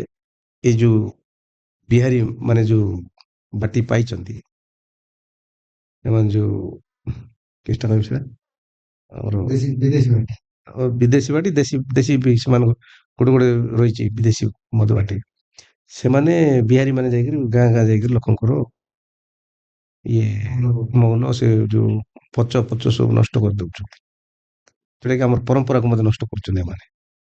ଆମର ପରମ୍ପରାରେ ଆମେ ରାନ୍ଧିବୁ, ଆମେ ପୂଜା ପାଠରେ ଲଗାଇବୁ, ଏ କରିବୁ, ଘରେ ପୁରୀ କରି ଏମାନେ ଯୋଉ ଅତ୍ୟାଚାର କରୁଛନ୍ତି, ସେ ଲୋକ ତେଜିବେ। ଆଉ ଗୋଟେ ଦିନ କେତେବେଳେ ତମେ ବିଦେଶୀ ବାଟି ଆଣିକିରି ଏଠି ମଦ ଗୋଟେ କେମିକାଲ ଦେଇକରି ଲୋକଙ୍କୁ, କେମିକାଲ, ଏଇଟା ସବୁ କେମିକାଲ ମଦ ଯାକ, ସବୁ କେମିକାଲ ମଦ ଗୁଡା, ବିଦେଶୀ ମଦ ସବୁ କେମିକାଲ। ଆମର ଲୋକ ଭଲଟା ବୋଲି ପିଇ ଦଉଛନ୍ତି। ସରକାରୀ ମାନେ ଯେତିକି ବଡ ବଡିଆ ମାନେ ସବୁ ପିଉଛନ୍ତି। କିନ୍ତୁ ଆମର ଯୋଉ ମହୁଲି ମଦ ଯୋଉ ରନ୍ଧା ହବ, ପିଓର କାଣ୍ଟି ମହୁଲ ଫୁଲର ତିଆରି ହେଇଥିବ। ସେଠି ନା ପିଡିଆ ମିଶିଥିବ, ନା କିଛି ମିଶିଥିବ, କିଛି ମିଶିବ ନାହିଁ। ଖାଣ୍ଟିଟା ଯଦି ତମେ ପିଇବ, ତମର ପେଟରେ ତମର ଗ୍ୟାସ ନାହିଁ, ତମର ଡାଇବେଟିସ ନାହିଁ, ତମର ଲିଭର ନାହିଁ, ସବୁ ଠିକ ହେଇଯିବ। ଆଉ ଏ ଯୋଉ ମଦ ଯୋଉ ପିଉଛନ୍ତି, ଯେଉଁ ସରକାରୀ ଅର୍ଥ ଆଦାୟ ପାଇଁ, ରାଜସ୍ୱ ଆଦାୟ ପାଇଁ ଯେଉଁ ଗାଁ ଗାଁକୁ ଯେଉଁ ସହରକୁ ଯେଉଁ ମଦବାଟି ଖୋଲିଛନ୍ତି, ଯାହାଦ୍ୱାରା କି ଲୋକମାନେ ବିଭିନ୍ନ ପ୍ରକାର ରୋଗରେ ମଧ୍ୟ ମରିଯାଉଛନ୍ତି। କିଡନୀ ଫେଲର ହେଇକରି କିଏ ଇଏ ହେଇକରି ବହୁତ ଲୋକ ଆଜି ବିଧବା ହେଇଗଲେଣି ପୁରା। ଆଦିବାସୀ ଯୁବକ, ମୋର ଶେଷ ପ୍ରଶ୍ନ, ଆପଣଙ୍କ ଆଦିବାସୀ ଅଞ୍ଚଳର ଯୁବକ ଯୁବତୀ ମାନଙ୍କର ନିଯୁକ୍ତି ପାଇଁ ଏବଂ ସେମାନଙ୍କର ଉନ୍ନତି ପାଇଁ ଆପଣଙ୍କର ରୋଡମ୍ୟାପ କଣ ଅଛି? ଆମେ ଆପଣ କଣ କରିପାରିବେ ଯଦି ସମ୍ପୂର୍ଣ୍ଣ କ୍ଷମତା ଆପଣଙ୍କ ହାତକୁ ଆସେ? ଆପଣ ଆପଣଙ୍କ ଅଞ୍ଚଳର ଅଧିବାସୀ ମାନଙ୍କର ଉନ୍ନତି ପାଇଁ ପ୍ରଥମେ କଣ କଣ କରିବେ? ତିନୋଟି କାମ। ଏବେ ଦେଖନ୍ତୁ, ସେଠାକାର ପିଲାମାନେ କେମିତି ପାଠ ପଢ଼ିବା ପାଇଁ ସୁଯୋଗ ପାଇବେ, କେମିତି ସେମାନେ ପାଠ ପଢ଼ିପାରିବେ, ଉନ୍ନତ ଧରଣର ଶିକ୍ଷା କେମିତି ପାଇପାରିବେ, ତାରି ପାଇଁ ଚିନ୍ତା ହବ। ଆଉ ଯେଉଁ ପିଲା ବି ପଢ଼ିଲା ତାକୁ କେମିତି ଚାକିରିରେ ନିୟୋଜିତ କରାଯାଇପାରିବ, ନିଯୁକ୍ତି ଦିଆଯାଇପାରିବ। ଆଉ ଆଉ ଯେଉଁ ପିଲାମାନେ ବି, ସମସ୍ତଙ୍କୁ ତ ଚାକିରି ତ ମିଳିବ ସେଇଟା କିଛି ମାନେ ଗ୍ୟାରେଣ୍ଟି ନାହିଁ। ଧନ୍ଦାମୂଳକ କାମ, ହଁ, ଆତ୍ମନିର୍ଭର ହେଇପାରିବେ। ବିଭିନ୍ନ ପ୍ରକାର ସ୍କିମ୍ ଅଛି, ଟ୍ରେଡ୍ ଅଛି ବିଭିନ୍ନ ପ୍ରକାର। ସେଇ ଯେଉଁ ମାଧ୍ୟମରେ ସେମାନେ କେମିତି ଉନ୍ନତି ହେଇପାରିବେ, ନିଜର ଆତ୍ମନିର୍ଭରଶୀଳ କେମିତି ହେଇପାରିବେ, ଗ୍ୟାରେଣ୍ଟି ଦିଅନ୍ତି। ଆଦିବାସୀ ଭାଷା ଜାଣିଥିବେ, ଆପଣଙ୍କର ସ୍ଥାନୀୟ ଯୁବକଙ୍କୁ ଆପଣଙ୍କର କଣ ମେସେଜ ରହିବ ଆପଣଙ୍କର ଆଦିବାସୀ ଭାଷାରେ? ନାଇଁ, ମୁଇଁ ଆମ ଏଇଟା ହଉଛି ଆମର ଅବିଭକ୍ତ କୋରାପୁଟ ଭାଷାଟା କହିବି। ଯୋଉଥିରେ କି ଅନେକ ଯୁବକ ଯୁବତୀ ମାନେ ବୁଝିପାରିବେ। ମୋର ମାନେ କଣ କହିବେ? ଆଜି ଅବିଭକ୍ତ କୋରାପୁଟ ଜିଲ୍ଲାର ମୋର ଭାଇ ଭଉଣୀ ମନ, ମୋର ଦାଦା ବଡ଼ୁ ମାମା ଆତା ସବୁକେ ନମସ୍କାର କଲିନି। ଯେ ଆମେ ଆଦିବାସୀ ବୋଇଲେ ଆଦିବାସୀ ହେଇକରି ରହିଲେ ନ ହୁଏ। ଆମେ କେମିତି ଯେଉଁ ଭୁବନେଶ୍ୱର କଟକ ବ୍ରହ୍ମପୁର ଲୋକମାନେ ଯେମିତି ଉନ୍ନତି ହେଇକରି ଗଲାଇନି, ଆମେ ମିଶା ତାଙ୍କର ପରା ପାଠ ପଢ଼ବାର ଅଛି, ତାଙ୍କର ପରା ବିଜନେସ୍ କରବାର ଅଛି, ବେପାର ପାଠ କରବାର ଅଛି। ଆରି ଟଙ୍କା କେମିତି ଅଲଗା ବାଟରେ ଖର୍ଚ୍ଚ ନ କରି, ମାନେ ଖରାପ କାମରେ ଖର୍ଚ୍ଚ ନ କରି, ଡାବୁକୁ ଠିକ ଭାବରେ ଡାବୁ ବୋଲେ ପଇସା ଆମର ସେଠି କହିବି, ଡାବୁକୁ ଠିକ ଭାବରେ ସଞ୍ଚୟ କରି ଆମେ ମିଶା ଉନ୍ନତି ହେବାକେ ହେଇସି। ଆରି ମୋର ଭାଇ ଭଉଣୀ ମନ ଯେଉଁ ପାଠଶାଠ ପଢ଼ିଲେଣି ମୋର ଭାଇ ଭଉଣୀ ମନ, ତମକେ ମୋର ଗୋଟେ ଅନୁରୋଧ, ସବୁବେଳେ ଆମେ ସମାଜକୁ ତାଳ ଦେଇକରି ଚାଲବାର ଅଛି। କେମିତି ଏ ଯେଉଁ ବ୍ରହ୍ମପୁର କଟକ ଭୁବନେଶ୍ୱର ଅଞ୍ଚଳର ପିଲାମାନେ କେମିତି ପାଠ ପଢ଼ିକରି ଆଗକୁ ଗଲେଣି, ଆମର ଲୋକମାନେ 10th ପଢ଼ିଗଲା ପରେ +2 ପଢ଼ିଲା ପରେ ନାଇଁ ୟାର ମୁଇଁ ନ ପଢ଼ିନି ବୋଲି କହିଲାନି। କିନ୍ତୁ ତମେ ବାରମ୍ବାର ଯଦି ଗୋଟେ ମାନେ ପରୀକ୍ଷାରେ ଯଦି ପାସ୍ ହେଇପାରୁନାହିଁ କି କୌଣସି କାରଣ ଯଦି ଫେଲ୍ ହେଇଗଲ, ବୋଇଲେ ତମେ ବାରବାର ତାକୁ ପରୀକ୍ଷା ବାରମ୍ବାର ଦେଇକରି ପାସ୍ କରିବାକୁ ଚେଷ୍ଟା କର। ଆରେ ମଝି ବାଟରେ କେବେ ମିଶା ତମେ ପାଠ ଛାଡ଼ା ନାହିଁ। ମଝି ବାଟରେ ମାନେ ଅଷ୍ଟମ ନବମ ପଢ଼ିକରି ଛାଡ଼ ନାହିଁ। ଦଶମ ପଢ଼ିଲା ପରେ ସେ ଯେମିତି ହେଲେ ମିଶା ତମେ +2 କଲେଜ ଜଏନ୍ କରିବାକୁ ଚେଷ୍ଟା କରା। ଆରେ ଯଦି ବି ଯେଉଁଠି ଅସୁବିଧା ହେଲାନି, ତାହେଲେ ମକେ ମିଶା ତମେ ପଚାରା, ଫୋନ୍ କର, ମୁଁ ମିଶା ନିଶ୍ଚିତ ଭାବରେ ତମକେ ସହଯୋଗ କରିବି, ସପୋର୍ଟ କରିବି। ଏଇଟା ମୋର ସନ୍ଦେଶ ରହିଲା। ଯେଉଁଭଳି ଭାବରେ ଆଗେଇ ଆସିଲେ ଯେ ସେମାନଙ୍କୁ ସହଯୋଗ କରିବା ପାଇଁ, ଆପଣଙ୍କ ସହିତ ଯୋଗାଯୋଗ କରିବା ପାଇଁ ନିହାତି ସ୍ୱାଗତ ଯୋଗ୍ୟ। ଆମେ ମଧ୍ୟ ଆଶା କରିବୁ ଆପଣ ଆଗାମୀ ଦିନରେ ସେ ଦୁର୍ଗମ ଅଞ୍ଚଳର ଉନ୍ନତି କରିବା ସହିତ ଓଡ଼ିଶାର ନାନାବିଧ ସମସ୍ୟାର ସମାଧାନ ପାଇଁ ବିଧାନସଭାରେ ନିଜର ସ୍ୱରକୁ ଶାଣିତ କରନ୍ତୁ, ନିଜକୁ ଉପସ୍ଥାପିତ କରନ୍ତୁ ସେଇ ଢଙ୍ଗରେ, ଯାହା ଦ୍ୱାରା କି ରାଜ୍ୟର ସ୍ୱାର୍ଥ ଅକ୍ଷୁର୍ଣ୍ଣ ରହିବ, ଦେଶର ସ୍ୱାର୍ଥ ଅକ୍ଷୁର୍ଣ୍ଣ ରହିବ, ଦେଶ କୌଣସି ବିଦେଶୀ ଶକ୍ତି ହାତକୁ ନଯିବ, ଦେଶର ସଂଗଠିତ ହେବ, ଦେଶର ଯୁବକମାନଙ୍କୁ ଚାକିରି ମିଳିବ। ଅନେକ ଅନେକ ଧନ୍ୟବାଦ। ଉପାନ୍ତ ଅଞ୍ଚଳର ପ୍ରତିନିଧିତ୍ୱ କରୁଥିବା କାରଣରୁ ଆମେ ମଧ୍ୟ ଆପଣଙ୍କୁ ପାଖରେ ଏତିକି ଆଶା ରଖିବୁ, ଆମେ ସର୍ବଦା ଉପାନ୍ତ ଅଞ୍ଚଳର ଉନ୍ନତି ପାଇଁ ଯାହା କରାଯାଇପାରିବ ଆପଣଙ୍କ ସହିତ ଅଛୁ, ଏହାର ଉନ୍ନତି କରିବା। ଆଉ ଉପାନ୍ତ ଅଞ୍ଚଳର ଯୁବକ ଯୁବତୀ ମାନେ କେମିତି ଆସିକି ମୁଖ୍ୟ ସ୍ରୋତରେ ସାମିଲ ହେବେ, ସେଥିରେ ତାଙ୍କୁ ସହଯୋଗ କରିବା। ନିଶ୍ଚିତ ଅନେକ ଧନ୍ୟବାଦ। ନମସ୍କାର।